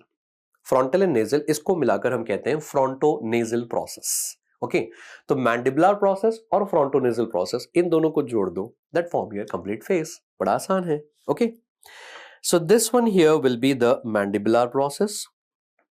ये वाला मैंडिबुलर प्रोसेस होता है, और आप अगले डायग्राम में क्लियरली देख सकते हो कि मैंडिबुलर प्रोसेस ही मैक्सिलरी प्रोसेस फॉर्म करता है। और ये वाला होता है frontonasal process. Frontonasal process, in short हम इसको कहते हैं FNP, फ्रंटोनेजल प्रोसेस। यस, और नाम में ही लिखा है फ्रंटोनेजल है, तो ऑब्वियसली नेजल पिट्स तो होंगे, और नेजल पिट्स के दोनों साइड में होता है प्रोसेस, मीडियल नेजल प्रोसेस और यहां होता है lateral nasal process. Similarly medial nasal process और फिर ये लेटरल नेजल प्रोसेस। ओके, तो अगर आप ये मैंडिबुलर प्रोसेस और फ्रंटोनेजल प्रोसेस दोनों को जोड़ दोगे तो अपना कंप्लीट फेस यहां पर फॉर्म हो जाएगा। Okay, now look at this diagram here. इस डायग्राम को देखिए, तो यहां पर मैंडिबुलर प्रोसेस है और फिर वही मैक्सिलरी प्रोसेस फॉर्म करता है, और फिर ये मीडियल और ये लेटरल नेजल प्रोसेस। ठीक है, अब ये फ्यूज कैसे होते हैं याद रखिए। Maxillary process will be actually fusing with the medial nasal process. Maxillary process किसके साथ में फ्यूज होता है, medial nasal, not the lateral. Please keep in mind, maxillary process किसके साथ में फ्यूज होता है, मीडियल नेजल प्रोसेस के साथ में फ्यूज होता है। ओके, अब मैं आपको बताऊंगा पहले नॉर्मल और फिर हम देखते हैं सारे अबनॉर्मैलिटीज। सबसे पहले हम देखेंगे लोअर लिप सर। अब यार ये लोअर लिप कैसे फॉर्म होता है, how is this lower lip forming here. Lower lip कैसे फॉर्म होता है, mandibular process from one side and the mandibular process from other side. अगर ये दोनों मैंडिबुलर प्रोसेस मिलते हैं, मिलकर क्या फॉर्म करेंगे सर, लोअर लिप फॉर्म करते हैं। तो मैंडिबुलर प्रोसेस और मैंडिबुलर प्रोसेस, दोनों मैंडिबुलर प्रोसेस मिलकर क्या फॉर्म करेंगे, लोअर लिप फॉर्म करेंगे सर। क्या फॉर्म करेंगे, लोअर लिप। अब मान लो there is a condition, the condition here is midline cleft lower lip. What is the condition here, ये वाला कंडीशन का नाम क्या होता है, मिडलाइन क्लेफ्ट लोअर लिप। सब कुछ उसके नाम में ही लिखा है, मिडलाइन क्लेफ्ट लोअर लिप। ये कैसे फॉर्म हो रहा है, ये अबनॉर्मैलिटी क्यों हो रहा है, क्योंकि non fusion of mandibular process. अगर मैंडिबुलर प्रोसेस फ्यूज नहीं होगा, that will lead to midline cleft lower lip होता है। That's all. अब अपर लिप कैसे फॉर्म होता है, अपर लिप में क्या होता है, मिडिल में ना यहां पर एक डिप्रेशन होता है, और इस डिप्रेशन को हम कहते हैं फिल्ट्रम। डिप्रेशन होता है उसको हम कहते हैं फिल्ट्रम। अब ये फिल्ट्रम कैसे फॉर्म होगा, मीडियल नेजल प्रोसेस और मीडियल नेजल प्रोसेस, ये दोनों प्रोसेस फ्यूज होते हैं और ये फिल्ट्रम फॉर्म होता है सेंटर में। Okay fine. अब कंप्लीट अपर लिम कैसे फॉर्म होगा sir, maxillary process, maxillary process, ये दोनों फ्यूज होते हैं मीडियल नेजल प्रोसेस के साथ में, और फ्यूज होकर क्या फॉर्म करते हैं, कंप्लीट अपर लिप फॉर्म करते हैं। क्लियर, अगर आपके माइंड में ये बड़ा क्लियर हो गया है, चलिए अगर मीडियल नेजल प्रोसेस और मीडियल नेजल प्रोसेस अगर दोनों फ्यूज नहीं होंगे, तो इन the middle they will be a cleft here, यहां पर क्लेफ्ट होगा, और इसको हम कहते हैं midline cleft upper lip sir. अब ये मिडलाइन क्लेफ्ट अपर लिप कैसे फॉर्म होता है, non fusion of medial nasal process. अगर मीडियल नेजल प्रोसेस फ्यूज नहीं होगा, midline cleft upper lip. Okay, और मान लो अगर maxillary process medial nasal process के साथ में फ्यूज नहीं होता है, अगर ये maxillary process medial nasal process के साथ में फ्यूज नहीं होता है, तो then the cleft will be towards a lateral side here. इसीलिए इसको हम कहते हैं यूनिलेटरल क्लेफ्ट अपर लिप। इसको हम कहते हैं unilateral cleft upper lip sir. और यूनिलेटरल क्लेफ्ट अपर लिप कैसे फॉर्म होता है, non fusion of maxillary process with medial nasal process. अगर मान लो दोनों भी साइड फ्यूज नहीं होगा तो it will lead to bilateral. तो बाइलेटरल क्लेफ्ट अपर लिप कैसे फॉर्म होता है? Non fusion of both maxillary process with both the medial nasal process. Non fusion of both the maxillary process with both the medial nasal process, अगर वो fuse नहीं होगा bilateral cleft upper lip form होता है। Okay अब आप इस diagram को थोड़ा ध्यान से देखिए। यहां पर क्लेफ्ट लिप है और उसके साथ में क्या हो रहा है? It is extending in the face also. Cleft lip तो होता है और इस साथ में फेस में भी एक्सटेंड होता है और इसको हम कहते हैं ऑब्लिक फेशियल क्लेफ्ट। अब ये ऑब्लिक फेशियल क्लेफ्ट क्यों फॉर्म होता है? क्योंकि यहां पर लेटरल नेजल प्रोसेस भी फ्यूज नहीं हो रहा है। ऑब्लिक फेशियल क्लेफ्ट क्यों फॉर्म हो रहा है? क्योंकि यहां पर इवन लेटरल नेजल प्रोसेस भी फ्यूज नहीं होता है, तो इसीलिए it will result in oblique facial cleft. That's all, done. ये सारे डायग्राम देखकर ना बहुत सारे स्टूडेंट कंफ्यूज हो जाते हैं कि यार इतना सब कुछ कैसे हम याद रखेंगे। Please please believe me that अगर आप ये सारी चीजें अगर आप रट्टा मारोगे तो नहीं याद होगा। अगर आप इसको मगअप करोगे बिल्कुल याद नहीं होगा। Best way you keep on just playing with this diagram. तो ये डायग्राम के साथ में आप ना you just keep on middling with that, मन हो जाएगा आराम से। ओके अगर मैंडिबुलर प्रोसेस और मैंडिबुलर प्रोसेस फ्यूज होता है तो लोअर लिप फॉर्म होता है। मैंडिबुलर और मैंडिबुलर फ्यूज होता है तो लोअर लिप फॉर्म होता है। अगर फ्यूज नहीं होगा तो midline cleft lower lip. Medial nasal process और मीडियल नेजल प्रोसेस फ्यूज होकर फिल्ट्रम फॉर्म करता है। अगर ये फ्यूज नहीं होगा मिडलाइन क्लेफ्ट अपर लिप। अगर मैक्सिलरी और मीडियल नेजल प्रोसेस फ्यूज नहीं होगा एक साइड में, यूनिलेटरल क्लेफ्ट अपर लिप। अगर दोनों साइड भी फ्यूज नहीं होता है that is bilateral cleft upper lip. और फिर फाइनली अगर लेटरल नेजल प्रोसेस फ्यूज नहीं होता है तो ये क्लेफ्ट आगे तक बढ़ेगा और इसको हम कहते हैं ऑब्लिक फेशियल क्लेफ्ट कहते हैं सर। क्लियर? चलिए, by this we are done with head and neck embryology. Head and neck embryology भी हो गया है। अब हम स्टार्ट करेंगे cardiovascular system embryology, CVS embryology. और ये एग्जाम्स के लिए बहुत इंपॉर्टेंट है और आपके एग्जाम्स में continuously they are asking about the arterial system, development of arterial system पूछा जा रहा है सर। ओके ना? तो चलिए हम लोग पढ़ते हैं in detail one by one. आप क्या कर सकते हो ना, सीवीएस एम्ब्रियोलॉजी को हम 3 पार्ट में डिवाइड करेंगे। ये वाला होगा डेवलपमेंट ऑफ द हार्ट, यहाँ हार्ट फॉर्म हो रहा है। और ये वाला होगा आपका डेवलपमेंट ऑफ वीनस सिस्टम होगा। और ये आपका आर्टीरियल सिस्टम यहाँ पर फॉर्म हो रहा है। तो development of the heart, development of arterial system and the venous system. Okay तो सबसे पहले हम लोग पढ़ेंगे डेवलपमेंट ऑफ आर्टीरियल सिस्टम। यहां से बहुत सारे सवाल आते हैं और मैं आपको इन डिटेल बताऊंगा, क्रिस्टल क्लियरली बताऊंगा, तो ध्यान से देखिए। आर्टीरियल सिस्टम में क्या होता है? सबसे पहले यहां पर आपको डायग्राम में दिखाई दे रहा है, यहां पर होता है अयोर्टा और ये वाला अयोर्टा होता है डॉर्सल अयोर्टा। इसे डॉर्सल अयोर्टा कहा जाता है। और डायग्राम देखकर ये मत समझो कि डॉर्सल अयोर्टा सिर्फ एक होता है।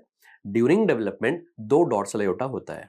इस डायग्राम में दूसरा वाला नजर नहीं आ रहा है। There will be one right dorsal aorta and there will be left dorsal aorta, 2 होते हैं।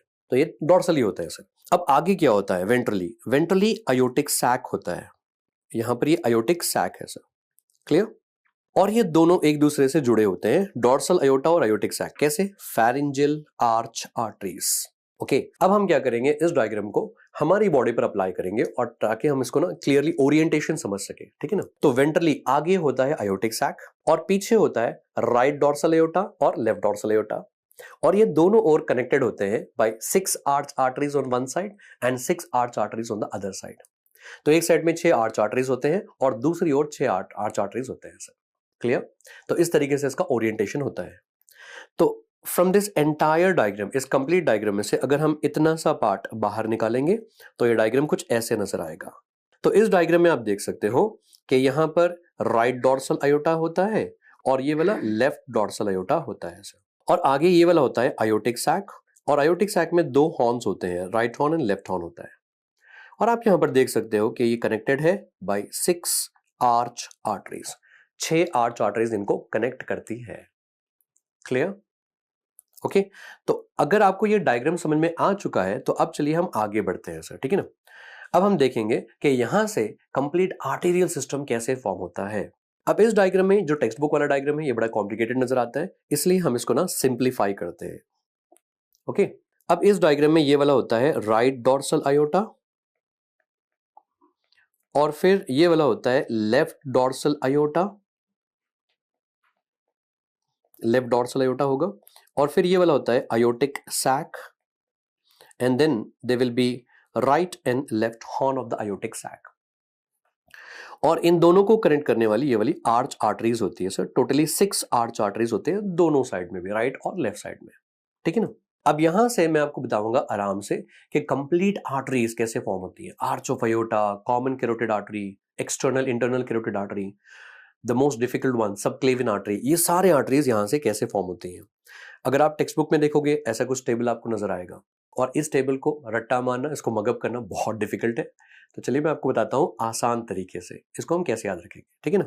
तो सबसे पहले हम स्टार्ट करेंगे आर्च ऑफ अयोर्टा से, ठीक है ना। आर्च ऑफ अयोर्टा कहां से फॉर्म होता है, कैसे फॉर्म होता है। Arch of aorta aortic sac से फॉर्म होता है, और फिर left horn of the aortic sac, left horn of the aortic sac, and then left fourth arch artery, और फिर left dorsal aorta. This completely is going to form your arch of aorta. ये arch of aorta form करेगा। Wow. तो arch of aorta हमेशा हम ऐसे draw करते हैं लेफ्ट साइड में। तो कैसे फॉर्म होता है, left horn of aortic sac, left fourth arch artery and left dorsal aorta. चलिए क्रॉस चेक करते हैं। ओके, सो इस डायग्राम में ध्यान से देखिए, इस टेबल में aortic sac, left horn of the aortic sac, और फिर लेफ्ट फोर्थ आर्च आर्टरी, ये कुल मिलाकर आर्च ऑफ अयोर्टा फॉर्म होता है। Perfectly right. अब हम सबको पता है कि आर्च ऑफ अयोर्टा के 3 ब्रांचेस होते हैं sir, brachiocephalic trunk, left common carotid artery और लेफ्ट सबक्लेवियन आर्टरी।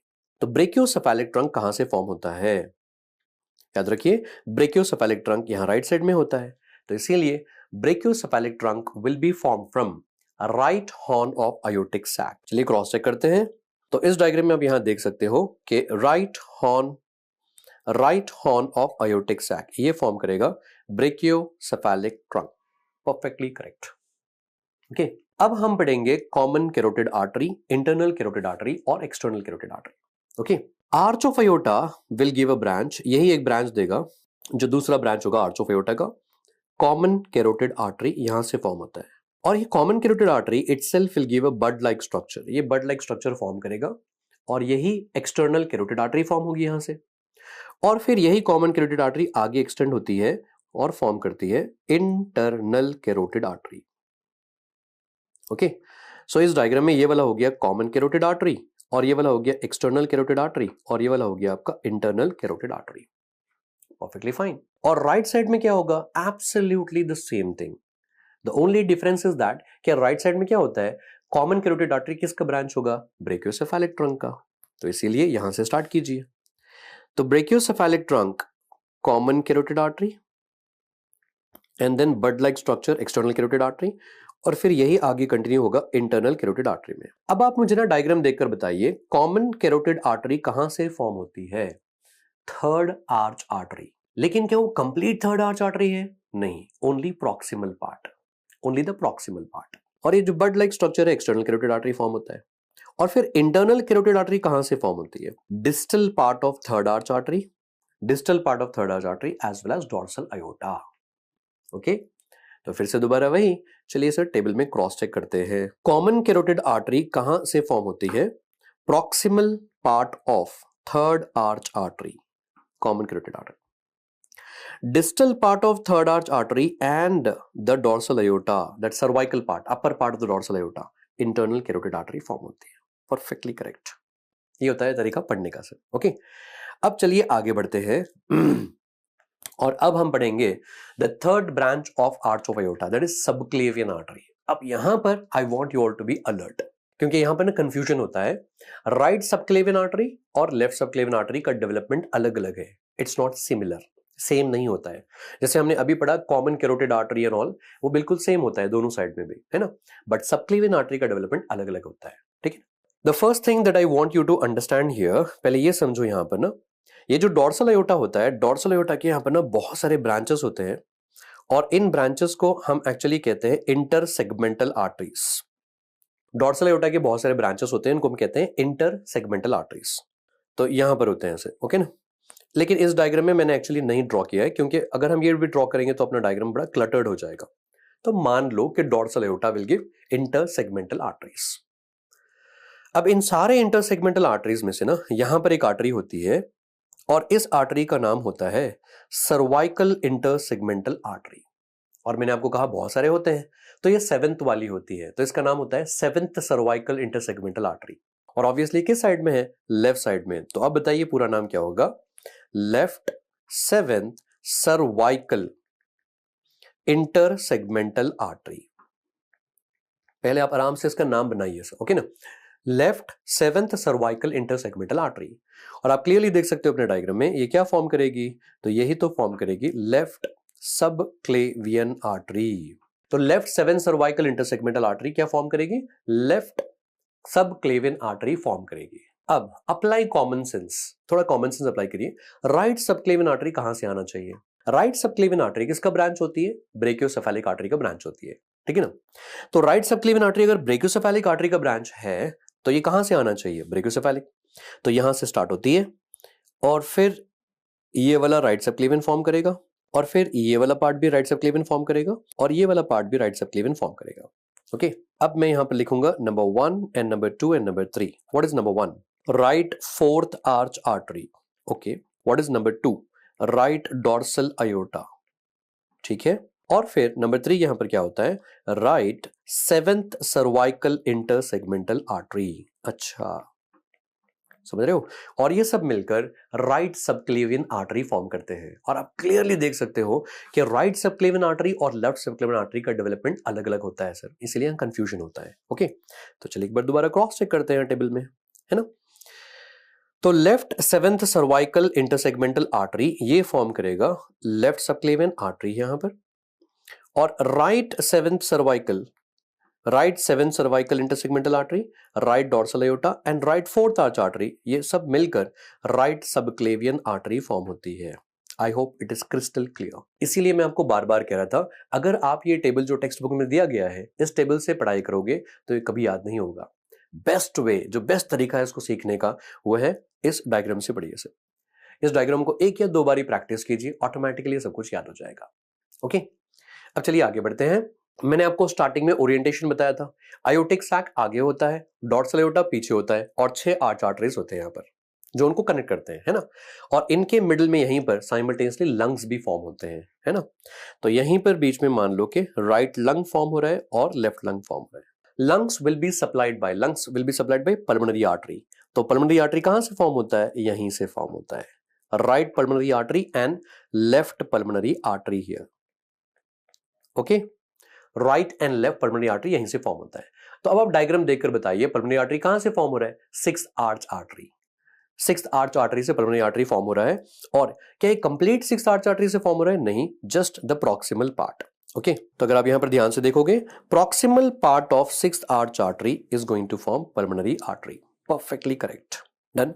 यार आपने ना डक्टस आर्टेरियोसिस का नाम सुना होगा, जस्ट रिकॉल कीजिए अपने माइंड में कि डक्टस आर्टेरियोसिस कहां पर होता है, मतलब किसके बीच में होता है। डक्टस आर्टेरियोसिस पल्मोनरी आर्टरी और आर्च ऑफ अयोर्टा के दरमियान में होता है।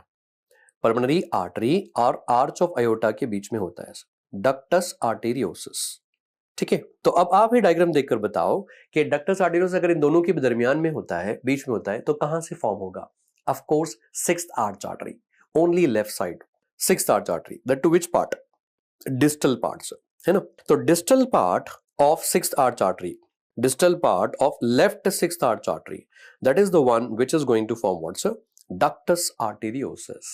ये ductus arteriosus फॉर्म करेगा, understanding. Now the last and final thing जो बाकी है वो है डिसेंडिंग अयोर्टा। तो मैंने आपको ऑलरेडी बताया था कि आर्च ऑफ अयोर्टा यहां से फॉर्म होता है ना। अगर आर्च ऑफ अयोर्टा यहां से फॉर्म होता है तो यही तो कंटिन्यू होगा डिसेंडिंग अयोर्टा में। तो लेफ्ट डॉर्सल अयोर्टा और फिर राइट साइड वाला जो पार्ट है वो आकर यहां पर फ्यूज होता है सर। मैं आपको इस डायग्राम में बताता हूं, यहां देखिए। तो इस डायग्राम में आपको यहां पर क्लियरली नजर आ रहा है कि left horn of aortic sac, left fourth arch artery and this left dorsal aorta, ये फॉर्म करेगा आर्च ऑफ अयोर्टा, फोर्थ वाला है ना, fourth arch artery, arch of aorta form होगा और यही कंटिन्यू होगा नीचे और फॉर्म करेगा डिसेंडिंग अयोर्टा। तो डिसेंडिंग अयोर्टा किससे फॉर्म होता है, लेफ्ट डॉर्सल अयोर्टा से फॉर्म होता है, along with the fused part of right dorsal aorta. तो नॉर्मली ये वाला पार्ट यहां से चला जाना चाहिए। ओके, तो left dorsal aorta is the one which is going to form your descending aorta. और डिसेंडिंग अयोर्टा के साथ डिसेंडिंग अयोर्टा कंप्लीटली कैसे फॉर्म होता है, राइट डॉर्सल अयोर्टा का फ्यूज्ड वाला पार्ट भी होता है। तो देयरफॉर डिसेंडिंग अयोर्टा कैसे फॉर्म होगा, by left dorsal aorta as well as the fused part of the dorsal aorta, fused part of the dorsal aorta, done. Now इस तरीके से ये सारे आर्च आर्टरीज फॉर्म होते हैं। तो after completing all this, don't think that sir is teaching only the third one, fourth one and sixth one. मैंने बस आपको यहाँ पर थर्ड, फोर्थ और यहाँ पर सिक्स्थ वाला बताया है. What about the remaining? Okay, अब जो बाकी है यहाँ पर ना, इनमें से don't worry about the fifth arch artery. इसको भूल जाइए, क्योंकि मैंने आपको क्लियरली बताया था इनिशियली कितने आर्चेस होते हैं, 6 आर्चेस, और कौन सा वाला डिजेनरेट हो जाता है, फिफ्थ वाला डिजेनरेट हो जाता है. अगर फिफ्थ आर्च डिजेनरेट हो जाएगा तो ऑब्वियसली फिफ्थ वाले आर्च से कुछ फॉर्म नहीं होगा, कुछ भी फॉर्म वहां से नहीं होगा. सर फिर what about the first and second one? First and second one they are not going to form the artery, directly form नहीं करते हैं, इनका रेमिनेंट होता है. तो remnant of first arch artery कौन सा वाला होता है? Maxillary artery. ओहो, तो मैक्सिलरी आर्टरी, हालांकि it is the largest branch of external carotid artery. Maxillary artery उसके खुद के 16 ब्रांचेस होते हैं, लेकिन याद रखिए मैक्सिलरी आर्टरी कोई आर्टरी डेरिवेटिव नहीं है, ये बस रेमिनेंट है, remnant of first arch artery. Second arch artery का रेमिनेंट क्या होता है? सेकेंड आर्च आर्टरी का रेमिनेंट होता है स्टेपीडियल आर्टरी. एक होता है स्टेपीडियल आर्टरी और दूसरा वाला होता है हायोइड आर्टरी. से सेकेंड आर्च आर्टरी का जो रेमिनेंट होता है वो स्टेपीडियल आर्टरी होता है और हायोइड आर्टरी होता है. ओके ना? तो फर्स्ट आर्च आर्टरी का रेमिनेंट होता है मैक्सिलरी आर्टरी और सेकेंड आर्च आर्टरी का रेमिनेंट होता है स्टेपीडियल आर्टरी और हायोइड आर्टरी होता है. That's all. ओके, इस तरीके से हमने सारे आर्च आर्टरीज यहां पर इजीली कंप्लीट किए गए हैं. सर मैं आपको ना बार बार कह रहा हूं, ओके, कि ये टॉपिक आप बिल्कुल भी मगअप नहीं कर सकते हो, इसको रट्टा नहीं मार सकते हो सर. लाइक अगर आप इसको मगअप कर भी लोगे तो याद नहीं होगा, right, left, third, fourth, sixth and all. तो इसलिए द बेस्ट वे ये डायग्राम सर. एक बार या दो बार इस डायग्राम को प्रैक्टिस कीजिए, सारे आर्टरीज आपको ऑटोमेटिकली याद हो जाएंगे. ओके, और कम समय में याद हो जाएंगे. Okay, that is done. अब हम इसके ना अबनॉर्मैलिटीज देखते हैं. Let's see the अबनॉर्मैलिटी. अगर मान लो कि right fourth arch artery form नहीं होता है, मतलब वो ऑब्लिटरेट हो जाता है, right fourth arch artery obliterate हो जाता है. ओके, और फिर अगर मान लो कि ये जो लोअर पार्ट है ना राइट डॉर्सल एओर्टा का, वो परसिस्ट हो जाता है, रह जाता है. Caudal part of right dorsal aorta, मैंने क्या कहा, तो चला जाएगा. ओके, लेकिन अगर वो रह जाता है तो क्या होगा? Obviously there will be formation of abnormal right subclavian artery. Abnormal right subclavian artery, ये क्वेश्चन कई बार आपके एग्जाम्स में पूछा गया है. तो अबनॉर्मल राइट सबक्लेवियन आर्टरी कैसे फॉर्म होता है? Yes, obliteration of fourth arch artery. Fourth arch artery obliterate हो जाएगा और persistence of the caudal part of right dorsal aorta ये रह जाएगा. तो इसीलिए अबनॉर्मल राइट सबक्लेवियन आर्टरी कहते हैं. और अगर ये अबनॉर्मली फॉर्म होती है तो इस डायग्राम में देखिए, यहां पर से राइट सबक्लेवियन आर्टरी इस तरीके से पास होती है, क्योंकि अबनॉर्मली फॉर्म हो रही है, अबनॉर्मल राइट सबक्लेवियन आर्टरी. तो अगर ये ऐसे पास होगी तो इस कंडीशन को हम कहते हैं, ओके, डिस्फेजिया लुसोरिया. बिकॉज ये क्या करेगी, इसोफेगस एंड ट्रेकिया के पीछे से आएगी तो उसको कंप्रेस करेगी ऑब्वियसली. तो डिस्फेजिया लुसोरिया कहते हैं. तो अबनॉर्मल राइट सबक्लेवियन आर्टरी की वजह से क्या होता है? डिस्फेजिया लुसोरिया होता है. क्लियर? अब आगे बढ़ते हैं sir. Double arch of aorta कैसे फॉर्म होता है? फिर से वही सेम. यहां पर क्या हो रहा है, राइट सबक्लेवियन आर्टरी में तो कोई दिक्कत नहीं है, वो तो वैसे ही फॉर्म हो रही है. लेकिन मैंने आपको क्या कहा था, ये जो कॉर्डल पार्ट है, ये कॉर्डल पार्ट यहां से डिजेनरेट हो जाना चाहिए, चला जाना चाहिए. लेकिन वो भी अगर रह जाता है तो दोनों मिलकर क्या फॉर्म करते हैं? Double arch of aorta form करते हैं. तो persistence of the caudal portion of the right dorsal aorta, right dorsal aorta persist रह जाएगा तो it will lead to what? Double arch of aorta. इसमें डबल आर्च ऑफ एओर्टा होता है. Clear? अब हम आगे बढ़ते हैं. यही तो डायग्राम है जो हमने अभी अभी बनाया है सर. तो आप यहां पर क्लियरली देख सकते हो, फर्स्ट आर्च आर्टरी का रेमिनेंट क्या होता है? Maxillary artery. Second arch artery का रेमिनेंट क्या होता है? Stapedial and hyoid artery. Third arch artery form करेगी common carotid, internal external carotid. Fourth arch artery left side में arch of aorta, right side में राइट सबक्लेवियन आर्टरी फॉर्म होती है. Fifth arch artery completely degenerate हो जाता है, यहां से कुछ फॉर्म नहीं होगा. Sixth arch artery proximal part क्या फॉर्म करेगी? Pulmonary artery. और distal part on the left side will be forming ductus arteriosus form होता है. एग्जैक्टली यही तो डायग्राम अभी हमने ड्रॉ किया था. अब मैं आपको ना एक और इंटरेस्टिंग पॉइंट यहां पर बताऊंगा about the recurrent laryngeal nerve. Right recurrent laryngeal nerve होती है, लेफ्ट वाली होती है. आप सबको पता है कि left recurrent laryngeal nerve will be a longer one. Left वाली लॉन्गर होती है. क्यों? क्योंकि left recurrent laryngeal nerve is going to take a turn around the arch of aorta. Right recurrent laryngeal nerve is going to take a turn around the subclavian artery, right subclavian artery. Left recurrent laryngeal nerve will turn around arch of aorta. Right recurrent laryngeal nerve will turn around subclavian artery. इसीलिए left वाली longer होती है. Fine. ये वाला जो explanation है आपने gross anatomy से दिया है. अब यही सवाल आपके एग्जाम में पूछा गया था, लेकिन जवाब वहां पर पूछा गया था एम्ब्रियोलॉजी वाले टाइप में. कैसे, यहां देखिए ध्यान से। नाउ इन दिस डायग्राम ये वाला वेगस नर्व होता है 10th नर्व, और ये वाला वेगस नर्व होता है 10th नर्व, और 10th नर्व का ब्रांच होता है रिकरेंट लैरिंजियल नर्व। और लेफ्ट साइड में क्या होता है, जो रिकरेंट लैरिंजियल नर्व होती है वो यहीं पर रुक जाती है। कहां पर, 6th आर्च आर्टरी, क्योंकि 6th arch artery pulmonary artery form करेगा और डक्टस आर्टेरियोसिस, तो ये इसके ऊपर नहीं आ सकती है, यहीं पर ये रुक जाती है। It turns around that one, 6th arch artery, और वहीं पर रुक जाती है। वही अगर आप राइट साइड में देखोगे तो राइट साइड में पल्मोनरी आर्टरी तो होता है, लेकिन डिस्टल पार्ट से कुछ फॉर्म हो रहा है क्या, नहीं हो रहा है, तो रिकरेंट लैरिंजियल आर्टरी थोड़ा सा ऊपर। 5th आर्च से कुछ फॉर्म होता है क्या, 5th आर्च आर्टरी से कुछ फॉर्म नहीं होता है, वो तो डिजेनरेट हो जाती है, फिर थोड़ा सा ऊपर। सो देयरफॉर राइट साइड में क्या होता है, right recurrent laryngeal nerve will turn around only the right subclavian artery, वो राइट सबक्लेवियन आर्टरी के सराउंडिंग में ही टर्न होती है। इसीलिए तभी तो left recurrent laryngeal nerve is longer when compared to the right one. Okay, ये सब मैंने यहां पर ऑलरेडी लिखा है।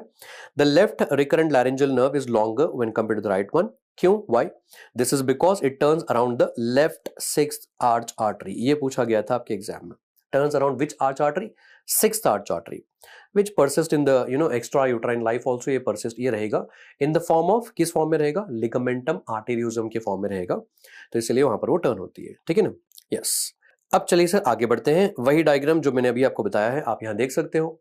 लेफ्ट वाला takes a turn around the arch of aorta, और राइट वाला takes a turn around the right subclavian artery, इसीलिए left recurrent laryngeal nerve longer होती है। Okay, by this we are done with what here sir, arterial system हो गया है, ठीक है ना। आर्टेरियल सिस्टम यहां पर ये कंप्लीट हो गया। अब हम स्टार्ट करेंगे venous system. Okay, venous system में याद रखिए ड्यूरिंग डेवलपमेंट, जब आप डेवलपमेंट के बारे में पढ़ोगे ना, वीनस सिस्टम में होते हैं 3 वेन्स, 3 सेट्स ऑफ वेन्स। एक होता है cardinal veins, anterior cardinal when होती है ये वाली, और फिर होती है पोस्टीरियर कार्डिनल वेन्स ये वाली, और दोनों मिलकर फॉर्म करते हैं कॉमन कार्डिनल वेन। तो एंटीरियर कार्डिनल वेन होती है और फिर पोस्टीरियर कार्डिनल वेन होती है, और दोनों मिलकर फॉर्म करते हैं कॉमन कार्डिनल वेन। और आप डायग्राम में क्लियरली देख सकते हो कि cardinal when is collecting the blood from entire body wall of the embryo. Entire embryo मतलब कंप्लीट एम्ब्रियो से वो ब्लड कलेक्ट कर रही है कार्डिनल वेन, ठीक है। और यहां पर नीचे होता है योग सैक, और योग सैक से ब्लड कौन कलेक्ट करेगा, योग सैक से blood will be collected by vitelline vein. Vitelline vein is going to collect the blood from yolk sac. और फाइनली जो थर्ड वाली होती है वो जो सबको पता होती है, umbilical vein. And umbilical vein ये ब्लड कहां से कलेक्ट करेगी, it is going to bring the blood from mother to fetus. ये अम्बिलिकल वेन होती है, ठीक है, ये वाली अम्बिलिकल वेन होती है, ठीक है। तो मैं आपको जो कह रहा था कि ड्यूरिंग डेवलपमेंट के टाइम पर ना 3 सेट्स ऑफ वेन होते हैं। एक होता है कार्डिनल वेन, दूसरा होता है अम्बिलिकल वेन, और तीसरी वाली होती है वाइटिलाइन वेन। और ये ब्लड कहां से कलेक्ट कर रहे हैं वो बहुत इंपॉर्टेंट है सर, ठीक है ना। Cardinal when is collecting blood from entire body wall of the embryo, whereas vitelline vein is collecting the blood from yolk sac, whereas the umbilical vein will be collecting the blood from the mother। ये mother से collect करेगी, ठीक है ना। अब हम सबसे पहले देखते हैं umbilical vein का क्या होता है। So before birth how many umbilical veins do we have? Before birth will be having 2 umbilical veins। 2 umbilical vein होती हैं, एक होती है right umbilical vein और दूसरी वाली होती है left umbilical vein से। ओके, अब out of these 2 umbilical vein याद रखिए right one will regress. Okay, और इसको याद रखने का तरीका होता है राइट रिग्रेस, ओके ना। So before birth 2 umbilical vein होती है, राइट अम्बिलिकल वेन और लेफ्ट अम्बिलिकल वेन, और right umbilical vein completely regress हो जाती है, चली जाती है गायब। Only left umbilical vein will be present sir. तो left is left, right regress, left is left. और लेफ्ट अम्बिलिकल वेन का काम क्या होता है, this will carry oxygenated blood from mother to the fetus. Okay, so mother से foetus को ये ऑक्सीजनेटेड ब्लड कैरी ऑन करेगी। अब इस तरीके से ना डेवलपमेंट होते जाता है। अब आफ्टर बर्थ क्या होगा, आफ्टर बर्थ हम क्या करेंगे, अम्बिलिकल कॉर्ड को कट कर देंगे। अगर आप अम्बिलिकल कॉर्ड कट कर दोगे तो लेफ्ट अम्बिलिकल वेन का अब कुछ भी काम नहीं रहेगा। तो क्या होता है after birth, left umbilical vein completely obliterate हो जाती है, क्लोज हो जाती है, और वो अभी भी आपकी और मेरी बॉडी में है in the form of ligamentum teres कहते हैं। क्या कहते हैं इसको हम, लिगामेंटम टीरिस। तो आपके एग्जाम्स में कई बार पूछा गया है कि लिगामेंटम टीरिस किसका रेमिनेंट है। Ligamentum teres is the remnant of left umbilical vein. Ligamentum teres is the remnant of left umbilical vein. Umbilical vein का कहानी खत्म हो गया। Now welcome to the vitelline vein. अब हम देखेंगे वाइटेलाइन वेन का क्या होता है। Vitelline vein is going to collect the blood from yolk sac. Vitelline vein कहां से कलेक्ट करती है ब्लड? योग सैक से कलेक्ट करती है। तो यार yolk sac is actually the future gut. Yolk sac is actually the future gut. It is going to form the gut, foregut, midgut, hindgut. Now in our body from the gut blood is collected by portal vein. Compare our body gross anatomy with the embryology. So if portal vein is collecting the blood from the gut here, तो obviously my dear friends, portal vein कहां से form होना चाहिए? Vitelline when से form होना चाहिए। तो vitelline when form करेगी portal vein. Not only portal vein liver में एंटर होगी, divides into branches of portal vein कहां से फॉर्म होते हैं? Vitelline when. फिर वहां से ब्लड कहां पर जाएगा? Sinusoids of the liver.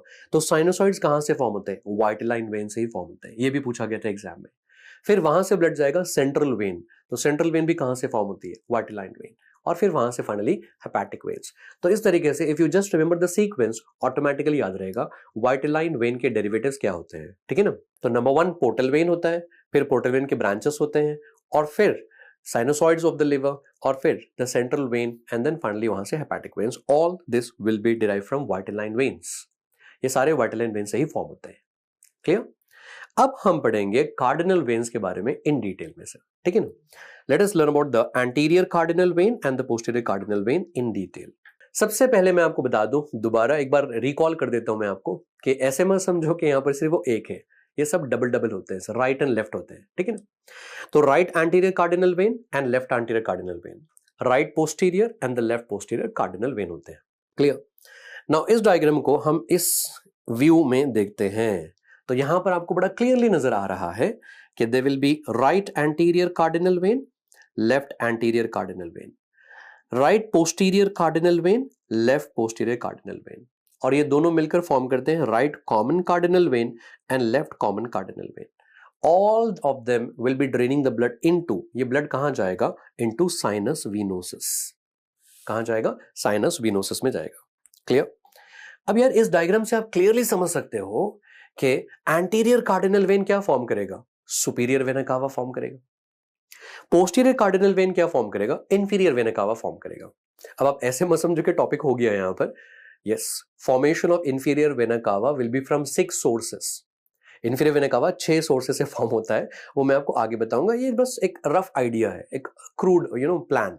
तो anterior cardinal when superior vena कावा फॉर्म करना चाहिए, posterior cardinal when inferior vena कावा। सबसे पहले हम पढ़ेंगे the formation of superior vena कावा। ओके ना? सुपीरियर वेना कावा कैसे फॉर्म होता है पढ़ते हैं। अब यहां पर आप ऐसे मान लो कि ये वाला है आपका राइट एंटीरियर कार्डिनल वेन, और ये वाला होता है लेफ्ट एंटीरियर कार्डिनल वेन यहां पर। ठीक है ना? और यहां से पोस्टीरियर कार्डिनल वेन भी होता है, और दोनों मिलकर कॉमन फॉर्म करते हैं। I am not drawing the posterior one sir. Right anterior cardinal vein and left anterior cardinal when. It's all about common sense right now sir. थोड़ा कॉमन सेंस लगाइए यार। सुपीरियर वेना कावा क्या हमारी body में exactly middle में होता है? बिल्कुल नहीं। तो सुपीरियर वेना कावा थोड़ा सा राइट में होता है, तो राइट साइड मुझे प्रॉब्लम नहीं है। लेकिन अब जो लेफ्ट एंटीरियर कार्डिनल वेन है, इसका ब्लड कहां जाएगा? लेफ्ट एंटीरियर कार्डिनल वेन जो है उसका ब्लड कहां पर जाएगा? वो भी तो यहीं पर आना चाहिए ना। हाँ, तो तभी तो यहां पर क्या फॉर्म होता है? एक ऑब्लिक वेन फॉर्म होती है। इसको हम कहते हैं ऑब्लिक वेन सर। ठीक है? तो इसकी वजह से क्या होगा? What is going to happen here? Left वाला ब्लड भी क्या हो जाएगा? राइट साइड में आ जाएगा यहां पर। ओहो, इस तरीके से सारा ब्लड यहां पर राइट साइड में आता है और सुपीरियर वेना कावा फॉर्म होती है। तो सर अगर सारा ब्लड लेफ्ट साइड में यहां पर आ चुका है तो क्या होना चाहिए? This caudal part should degenerate, ये चला जाना चाहिए। तो आप क्लियरली देख रहे हो एम्ब्रियोलॉजी में, embryology is all about what is forming, what is gone and what is remaining, and whatever is remaining is you and me। तो एम्ब्रियोलॉजी में क्या फॉर्म होगा, क्या चला जाएगा और क्या रह जाएगा, और जो बाकी है वो आप और मैं। ठीक है? तो यहां से ये कॉर्डल पार्ट चला जाएगा। क्लियर? अब आप क्लियरली यहां से देख सकते हो कि ये वाला जो पार्ट होता है ना, this part is going to form your superior vena cava. तो सुपीरियर वेना कावा कहां से फॉर्म हो रहा है? ये वाला जो पार्ट होता है common cardinal when, that is your right common cardinal vein, और ये वाला जो पार्ट होता है राइट एंटीरियर कार्डिनल वेन। तो राइट कॉमन कार्डिनल वेन और राइट एंटीरियर कार्डिनल वेन, ये दोनों मिलकर सुपीरियर वेना कावा फॉर्म करते हैं। Simple diagram. अगर यहां से सुपीरियर वेना कावा फॉर्म हो गया है, आपको पता है सुपीरियर वेना कावा कैसे फॉर्म होता है? राइट ब्रेकियोसेफेलिक और लेफ्ट ब्रेकियोसेफेलिक। तो राइट ब्रेकियोसेफेलिक कहां से फॉर्म होता है? राइट एंटीरियर कार्डिनल वेन से फॉर्म होता है। लेफ्ट ब्रेकियोसेफेलिक वेन कहां से फॉर्म होता है? लेफ्ट एंटीरियर कार्डिनल वेन और oblique when. Wow, it makes sense. So this one here, right brachiocephalic. Right brachiocephalic कहां से डिराइव होता है? Right anterior cardinal vein. Left brachiocephalic कहां से फॉर्म होता है? लेफ्ट एंटीरियर कार्डिनल वेन और ऑब्लिक वेन, और ये दोनों मिलकर फॉर्म करता है superior vena cava. We are done with the development of superior vena cava. Right brachiocephalic as well as left brachiocephalic भी हो गया। अब आफ्टर लर्निंग दिस वन, ये सब पढ़ने के बाद आपके एग्जाम में एक सवाल दिया गया था। आपके एग्जाम में ना ये वाला पिक्चर दिया गया था। This image was given in the exam. ये वाला इमेज जो अभी हमने नॉर्मली पढ़ा है सर, है ना, superior vena cava, right brachiocephalic and left brachiocephalic. Fine, it's easy. Now अगर आप दूसरा वाला डायग्राम देखोगे तो वहां पर आपको डबल सुपीरियर वेना कावा नजर आएगा, दो सुपीरियर वेना कावा नजर आएगा। एक होगा राइट सुपीरियर वेना कावा और दूसरा वाला होगा लेफ्ट। अब थोड़ा सा कॉमन सेंस लगाइए, दो सुपीरियर वेना कावा कैसे फॉर्म हो सकते हैं? Number one, absence of oblique when, oblique when form नहीं हो रहा है। And number two, persistence of this left anterior cardinal when, oblique when form नहीं होगी और लेफ्ट एंटीरियर कार्डिनल वेन रह जाएगा, परसिस्ट हो जाएगा। तो तभी क्या होता है? डबल सुपीरियर वेना कावा फॉर्म होता है। It's like easy right now, है ना। तो डबल सुपीरियर वेना कावा कैसे फॉर्म होता है? Because of absence of the oblique when and persistence of left anterior cardinal veins. Perfect. तो इस तरीके से क्या होता है? सुपीरियर वेना कावा डेवलपमेंट भी कंप्लीट हो चुका है। अब सुपीरियर वेना कावा डेवलपमेंट के बाद में अब हम पढ़ेंगे इंफीरियर वेना कावा development of inferior vena cava. और जैसे मैंने आपको बताया था, इंफीरियर वेना कावा कहां से फॉर्म होना चाहिए? पोस्टीरियर कार्डिनल वेन से फॉर्म होना चाहिए। इंफीरियर वेना कावा पोस्टीरियर कार्डिनल वेन से फॉर्म होना चाहिए। तो अब हम क्या करेंगे, मान लो कि ये वाला पोस्टीरियर कार्डिनल वेन है और ये वाला लेफ्ट पोस्टीरियर कार्डिनल वेन है यहाँ पर, ठीक है ना। और इस डायग्राम में हम लोग एंटीरियर कार्डिनल वेन ड्रॉ नहीं करेंगे, ठीक है ना। सो ये वाला होता है right posterior cardinal vein, okay, और ये वाला होता है left posterior cardinal veins, okay. Apart from this, इसके अलावा कुछ और भी वेन्स यहां पर होते हैं। एक होती है सब कार्डिनल वेन, ये होती है सब कार्डिनल वेन, और एक और होती है supra cardinal vein, supra cardinal vein here, of course on both the side right and left. क्योंकि साइमल्टेनियसली यहां पर क्या होता है, इवन किडनीज भी फॉर्म होते हैं ना, तो वहां से ब्लड कलेक्ट होता है भाई सब कार्डिनल वाला, ठीक है ना। तो एक बारी हम लोग इसके नाम लिखते हैं आराम से। ये वाला होता है सब कार्डिनल वेन, और फिर ये वाली वेन होती है यहां पर सुप्रा कार्डिनल वेन है, सुप्रा कार्डिनल वेन, ओके। और फाइनली यहां पर क्या होता है, there will be a channel. यहां पर एक चैनल होता है जिसको हम कहते हैं हेपेटोकार्डियक चैनल। नाम से ही समझ में आ रहा है, it is between the liver and the heart, hepatocardiac channel करके होता है इसे। ये सब हमने डिटेल में अपने रेगुलर वीडियोस में ऑलरेडी पढ़ रखा है ना। तो हेपेटोकार्डियक चैनल कैसे फॉर्म हो रहा है नॉर्थोस, तो यहाँ पर हेपेटोकार्डियक चैनल होता है। अब क्या होगा, now what is going to happen in this rapid revision session, we are going to concentrate only on the formation of inferior vena cava. हम देखेंगे इंफीरियर वेना कावा कैसे फॉर्म होती है, ठीक है ना। अब क्या होगा, यहां पर सुप्रा कार्डिनल वेन और सब कार्डिनल वेन, इन दोनों के बीच में यहां पर एक एनास्टोमोसिस फॉर्म होता है, ठीक है। और फिर सब कार्डिनल वेन और हेपेटोकार्डियक चैनल, इन दोनों के बीच में यहां पर एक एनास्टोमोसिस फॉर्म होता है, ठीक है। तो अब मैं आपको बताऊंगा एग्जैक्टली इंफीरियर वेना कावा कहां से फॉर्म होता है। इंफीरियर वेना कावा, जैसे मैंने आपको कहा था, टोटली 6 सोर्सेस से फॉर्म होता है, 6 सोर्सेस से फॉर्म होता है। Number 1, right posterior cardinal when. Number 2, right subcardinal vein, sorry, supracardinal vein. Number 3, anastomosis here. Number 4, there will be right subcardinal vein. Number 5, there will be anastomosis again. और फिर number 6 यहाँ पर होता है हेपेटोकार्डियक channel, okay. चलिए एक बार दोबारा repeat करते हैं सर। इंफीरियर वेना कावा कैसे फॉर्म होता है? Right posterior cardinal vein, and then right supra cardinal vein, और फिर एनास्टोमोसिस, और फिर राइट सब कार्डिनल वेन, और फिर एनास्टोमोसिस, और फिर हेपेटोकार्डियक चैनल। ये सब मिलकर इंफीरियर वेना कावा फॉर्म करते हैं। तो इंफीरियर वेना कावा इन सारे 6 स्ट्रक्चर से फॉर्म होता है सर। आई होप ये बहुत ही क्लियर है। It's very very clear right now. Is it okay? Fine. अब चलिए सर, अब हम आगे बढ़ते हैं और अब हम पढ़ेंगे गट एम्ब्रियोलॉजी। तो इसके साथ हमारा सीवीएस एम्ब्रियोलॉजी यहाँ पर फिनिश, सीवीएस एम्ब्रियोलॉजी यहाँ पर खत्म होता है। तो we are done with arterial system, venous system, development of superior vena cava, inferior vena cava और सारे आर्टरीज जहाँ से आपके एग्जाम में सवाल आ रहे हैं सर। क्लियर है? अगर ये क्लियर हो गया तो अब हम आगे बढ़ते हैं। Let us learn gut embryology. अगर मान लो कि ये वाला आपका एम्ब्रियो है after the craniocaudal fold, ये this is the outer body wall of the embryo. So ये वाला होता है एम्ब्रियो का बॉडी वॉल, और हम सबको पता है कि बॉडी वॉल कहाँ से फॉर्म होता है, एक्टोडर्म से फॉर्म होता है। तो एंडोडर्म क्या फॉर्म करेगा, एंडोडर्म यहाँ पर फोरगट, मिडगट और हाइंडगट फॉर्म करेगा, और मिडगट से यहाँ पर एक एक्सटेंशन होता है वाइटेलो इंटेस्टाइनल डक्ट, और हाइंडगट से भी यहाँ पर एक एक्सटेंशन होता है जिसको हम कहते हैं एलेंटॉइस। तो ये वाला आपका फोरगट होगा, ये वाला मिडगट होगा, और फाइनली ये हाइंडगट होगा। इन शॉर्ट एंटायर गट ये कहाँ से फॉर्म होता है, एंडोडर्म से फॉर्म होता है। क्लियर? बॉडी वॉल एक्टोडर्म से फॉर्म होता है, और जो गट होता है वो एंडोडर्म से फॉर्म होता है। और मिडगट से जो एक्सटेंशन आपको नजर आ रहा है ये वाइटेलो इंटेस्टाइनल डक्ट होता है, और हाइंड गट से यहाँ पर ये जो एक्सटेंशन आपको नजर आ रहा है ये वाला होता है एलेंटॉइस। ठीक है, अब वाइटेलो इंटेस्टाइनल डक्ट यहाँ पर क्या होना चाहिए, नॉर्मली क्लोज हो जाना चाहिए। अगर वाइटेलो इंटेस्टाइनल डक्ट रह जाता है, if the vitello intestinal duct is persistent, completely persistent, completely अगर ये रह जाता है, तो यहां पर एक्चुअली क्या होता है, मेकोनियम होता है, और ये मेकोनियम क्या होता है, यहां से बाहर आएगा। सो देयरफॉर मेकोनियम आपको कहां पर नजर आएगा, अम्बिलिकस के सराउंडिंग में नजर आएगा। तो रिसेंटली ये सवाल आपके एग्जाम में पूछा गया था, मेकोनियम अराउंड द अम्बिलिकस अगर नजर आएगा तो defect is in, yes, persistence of vitello intestinal duct. Completely vitello intestinal duct अगर रह जाएगा तो yes you'll be able to find meconium around the umbilicus. Okay? अब अगर मान लो कि proximal part रह जाता है, not like complete vitello intestinal duct, completely vitello intestinal duct नहीं रहता है, only इसका proximal part रहता है, तो इसका अगर proximal part रहता है तो उसको हम कहते हैं Meckel's diverticulum. तो Meckel's diverticulum क्या होता है, persistence of proximal part of vitello intestinal duct, और अगर कंप्लीट वाइटेलो इंटेस्टाइनल डक्ट रह जाता है then meconium is coming out from the umbilicus. ये ऐसा कंडीशन क्यों डेवलप हो रहा है, persistence of which duct, vitello intestinal duct here sir. Clear?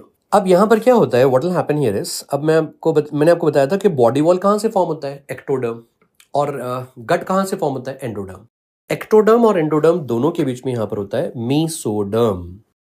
अब ये मीसोडर्म यहां पर आगे एक्सटेंड होगा, और ये क्या करेगा, हाइंड गट और एलेंटॉइस को यहां से सेपरेट करेगा। आई होप आप सबको पता है कि ये वाला पार्ट आपका हाइंड गट होता है, ये वाला पार्ट यहाँ पर ये हाइंड गट होता है, और ये वाला पार्ट एलेंटॉइस होता है, और ये वाला जो पार्ट होता है ना पीछे वाला, इसको हम कहते हैं क्लोएका, ये क्लोएका होता है। व्हाटएवर, अब क्या होगा यहाँ पर जो मीसोडर्म होता है ना, मीसोडर्म आगे एक्सटेंड होगा, और आगे एक्सटेंड होकर क्या करेगा, वो हाइंड गट और एलेंटॉइस को सेपरेट करेगा, हाइंड गट और एलेंटॉइस को सेपरेट करेगा। तो देयरफॉर अब यहाँ पर क्या होता है, हाइंड गट सेपरेट हो जाएगा, और हाइंड गट आप सबको पता है कि वो रेक्टम फॉर्म होगा, वहां से फिर लास्टली एनल कैनाल फॉर्म होगा। एलेंटॉइस क्या फॉर्म करेगा, that is important. Allantois is the one which is going to form urogenital sinus. Allantois यहां पर फॉर्म करेगा यूरोजेनाइटल साइनस, और ये दोनों कैसे सेपरेट हो रहे हैं sir, because of mesoderm in the middle. अब आपने अगर मेल पेल्विस और फीमेल पेल्विस अगर देखा होगा तो रेक्टम जो होता है, रेक्टम के आगे क्या होता है सर, यूरिनरी ब्लैडर होता है। In females, additionally in the middle you'll be having uterus and vagina and all, but mostly rectum के सामने क्या होता है सर, urinary bladder होता है। You can imagine like that, and that diagram, वह diagram आप exactly यहाँ पर imagine कीजिए। तो अगर rectum के आगे urinary bladder होगा तो यहाँ पर rectum के आगे urogenital sinus क्या फॉर्म करना चाहिए, ये urinary bladder फॉर्म करना चाहिए। ओहो, तो urinary bladder कहाँ से फॉर्म होता है, urogenital sinus से फॉर्म होता है।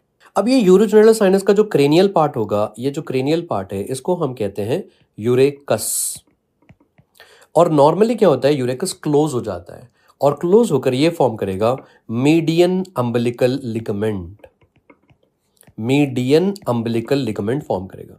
सर इसका नाम ऐसा क्यों रखा गया है, चलिए मैं आपको एक डायग्राम बताता हूँ, यहाँ ध्यान से देखिए।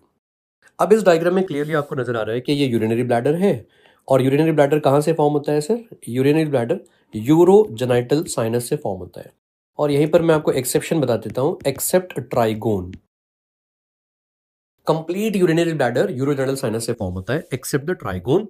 और ये ट्राइगोन कहां से फॉर्म होता है, ट्राइगोन मीसोनेफ्रिक डक्ट से फॉर्म होता है। ओके, और ये एग्जाम में आपके रिसेंटली पूछा गया था।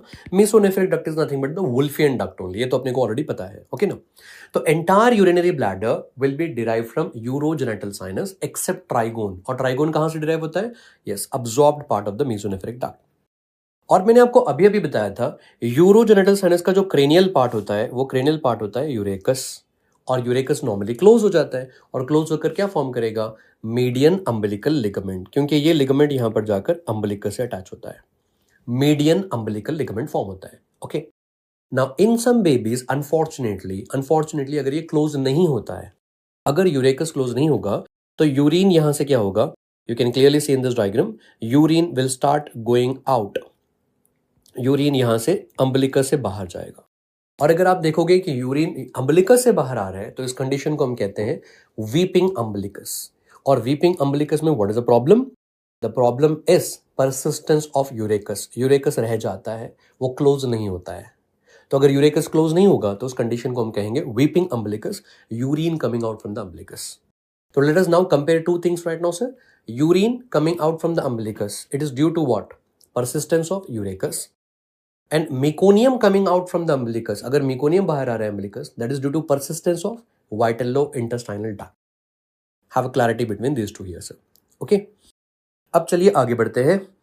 Now the next thing is foregut. Foregut के बारे में अगर आप पढ़ोगे ना, फोरगट आप सबको ऑलरेडी पता है कि it will include the oesophagus and the stomach and then duodenum up to the second part, ये तो सबको पता है। ओके, अब फोरगट के आगे और फोरगट के पीछे सर, ना ये वाला मान लो कि आपका फोरगट है, oesophagus, stomach and duodenum, foregut के आगे और फोरगट के पीछे आप देख सकते हो कि there will be a double layer of peritoneum, और जो डबल लेयर ऑफ पेरिटोनियम होता है उसको हम कहते हैं मीसेंट्री। और आगे जो होता है वो वेंट्रल मीसेंट्री होता है, और पीछे जो होता है वो डॉर्सल मीसेंट्री होता है। और ये मीसेंट्री क्योंकि स्टमक से रिलेटेड है इसलिए इसको कहा जाता है वेंट्रल मीसो गैस्ट्रियम, एंड इसको कहा जाता है dorsal Meesho गैस्ट्रियम।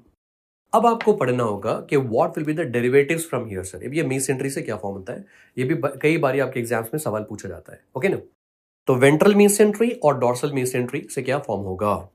So my dear friends remember, liver develops in ventral mesentery, ध्यान से सुनिएगा, लिवर मैं आपको कह रहा हूं डेवलप्स इन वेंट्रल मीसेंट्री, मैं ये नहीं कह रहा हूं कि फ्रॉम वेंट्रल मीसेंट्री, ना ना ना, लिवर वेंट्रल मीसेंट्री में फॉर्म होता है, वेंट्रल मीसेंट्री से फॉर्म नहीं होता है। ओके, तो लिवर डेवलप्स इन वेंट्रल मीसेंट्री, और हम सबको पता है liver is actually developing from the foregut only, और फोरगट से ना हेपेटिक बड फॉर्म होता है, और हेपेटिक बड से लिवर फॉर्म होता है।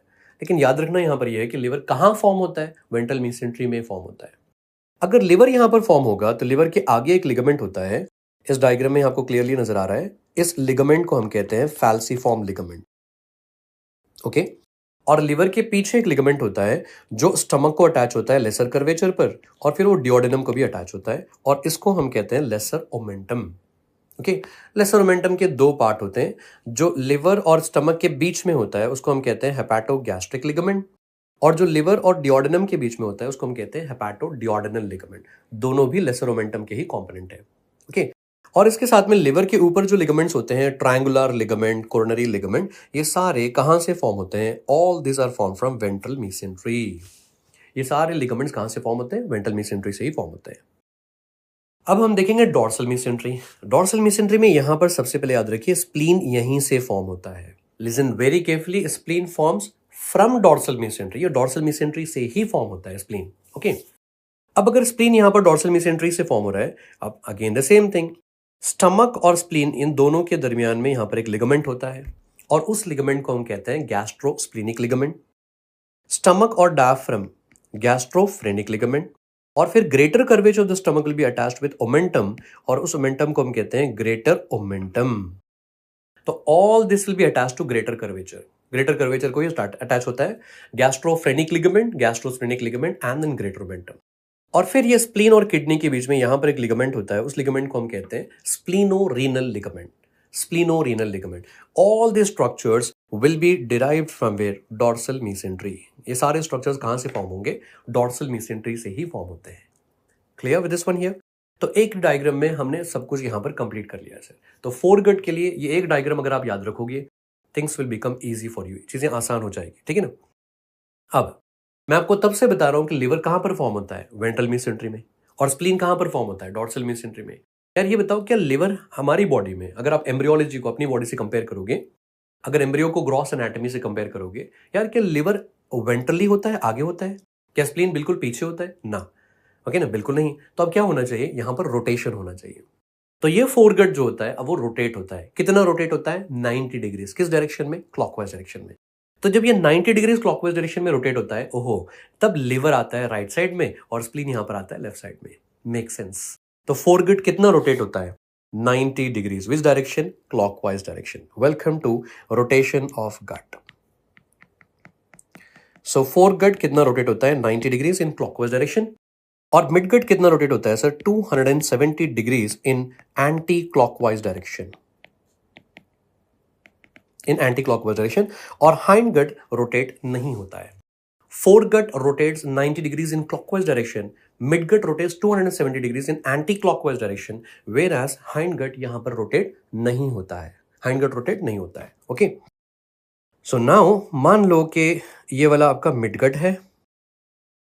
तो मिडगट में क्या होता है? Duodenum, jejunum, ileum. There will be duodenum, then long coils of jejunum, ileum, cecum, appendix, and then colon. All this comes under your midgut. Now the problem is that all this rotation will be taking place during 6th week of the pregnancy. ठीक है ना? ये सब rotation कब हो रहा है? 6th week में हो रहा है। अगर ये सारा रोटेशन अगर 6th वीक में होता है तो obviously at that time the embryo will be very much smaller. बहुत छोटू सा होता है और यहां पर उतनी स्पेस नहीं होती है कि वो मिडगट को अकोमोडेट कर पाए। तो इसीलिए क्या होता है? मिडगट बाहर आता है। कहां से बाहर आता है? ये मिडगट आएगा बाहर अम्बिलिकल ओपनिंग से। और अम्बिलिकल ओपनिंग से मिडगट बाहर आने के बाद अब यहां पर ये रोटेट होता है एंटी क्लॉकवाइज डायरेक्शन 270 डिग्रीज। ये रोटेट होता है 270 डिग्रीज एंटी क्लॉकवाइज और फिर वो वापस रेड्यूस हो जाता है। ओके, और आपके एग्जाम में ये भी पूछा गया था कि मिडगट किस आर्टरी के सराउंडिंग में रोटेट होता है। हम सबको पता है midgut is supplied by superior mesenteric artery. Midgut को कौन सप्लाई करता है? Superior mesenteric artery. तो therefore it is going to rotate around superior mesenteric artery. Clear? तो midgut rotates 270 degrees anticlockwise around the superior mesenteric artery. और फिर क्या होता है? ये वापस रेड्यूस हो जाता है, वापस ये अब्डोमेन में चला जाता है। टू बी वेरी फ्रैंक, अगर मैं आपको क्लियरली बताऊं तो एक्चुअली जो 270 डिग्री रोटेशन होता है ये 3 पार्ट्स में होता है सर। पहला रोटेशन जो होता है वो होता है 90 डिग्रीज एंटी क्लॉकवाइज होता है।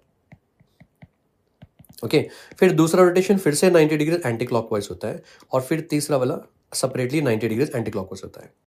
Sir what does that mean? It means that जो आपका मिडगट होता है ना वो पहले 90 डिग्रीज एंटी क्लॉकवाइज रोटेट होता है। ठीक है ना? तो अगर वो एंटी क्लॉकवाइज रोटेट होगा तो क्या होता है? आर्टरी से पहले वाला जो सेगमेंट होता है ना, सुपीरियर मेसेंट्रिक आर्टरी, आर्टरी से पहले वाला जो सेगमेंट होता है इसको हम कहते हैं प्री आर्टीरियल सेगमेंट, और आर्टरी के बाद वाला पोस्ट आर्टीरियल सेगमेंट। और आप क्लियरली देख सकते हो प्री आर्टीरियल सेगमेंट क्या फॉर्म करेगा? स्मॉल इंटेस्टाइन फॉर्म करेगा। Duodenum, jejunum and ileum, caecum up to caecum, that will be forming your small intestine. Whereas the post arterial segment जो होता है वो लार्ज इंटेस्टाइन आपका फॉर्म करेगा। ठीक है ना? तो जब ये एंटी क्लॉकवाइज रोटेट होता है तो पहले 90 डिग्रीज में क्या होता है? प्री आर्टीरियल राइट में आएगा, पोस्ट आर्टीरियल लेफ्ट में जाएगा, मतलब स्मॉल इंटेस्टाइन राइट और लार्ज इंटेस्टाइन लेफ्ट में होगा। और फिर क्या होता है? दूसरा वाला जो 90 डिग्रीज रोटेशन होता है उसी के साथ में midgut will start returning back into the abdomen. ये वापस अब्डोमेन में रिटर्न होना स्टार्ट हो जाता है। Midgut will start returning back into the abdomen. Okay ना? जब ये वापस अब्डोमेन में आता है तो क्या होता है सर? सेकंड 90 डिग्रीज कंप्लीट होता है, लेकिन इस बारी सीकम मिड लाइन में रहता है। अब इस सीकम को जाना होता है नीचे राइट इलियाक फोसा में। तो इसके लिए क्या होता है? थर्ड 90 डिग्रीज रोटेशन होता है जहां पर सीकम जाता है राइट इलियाक फोसा में। इसलिए मैं आपको कह रहा था first rotation, second rotation and then the third rotation. 90 90 90 totally 270 degrees होता है, जो हमने इन डिटेल पढ़ा है with all the analysis in our regular videos. I hope it is very clear right now. आपने रिवाइज कर लिया होगा। ओके, तो फोरगट रोटेट होता है 90 डिग्रीज क्लॉकवाइज डायरेक्शन में, मिडगट रोटेट होता है 270 डिग्रीज एंटी क्लॉकवाइज डायरेक्शन में। ठीक है ना? नाउ अगर यार ये मिडगट बाहर आ रहा है, क्या मैं इसको हर्निया कह सकता हूं?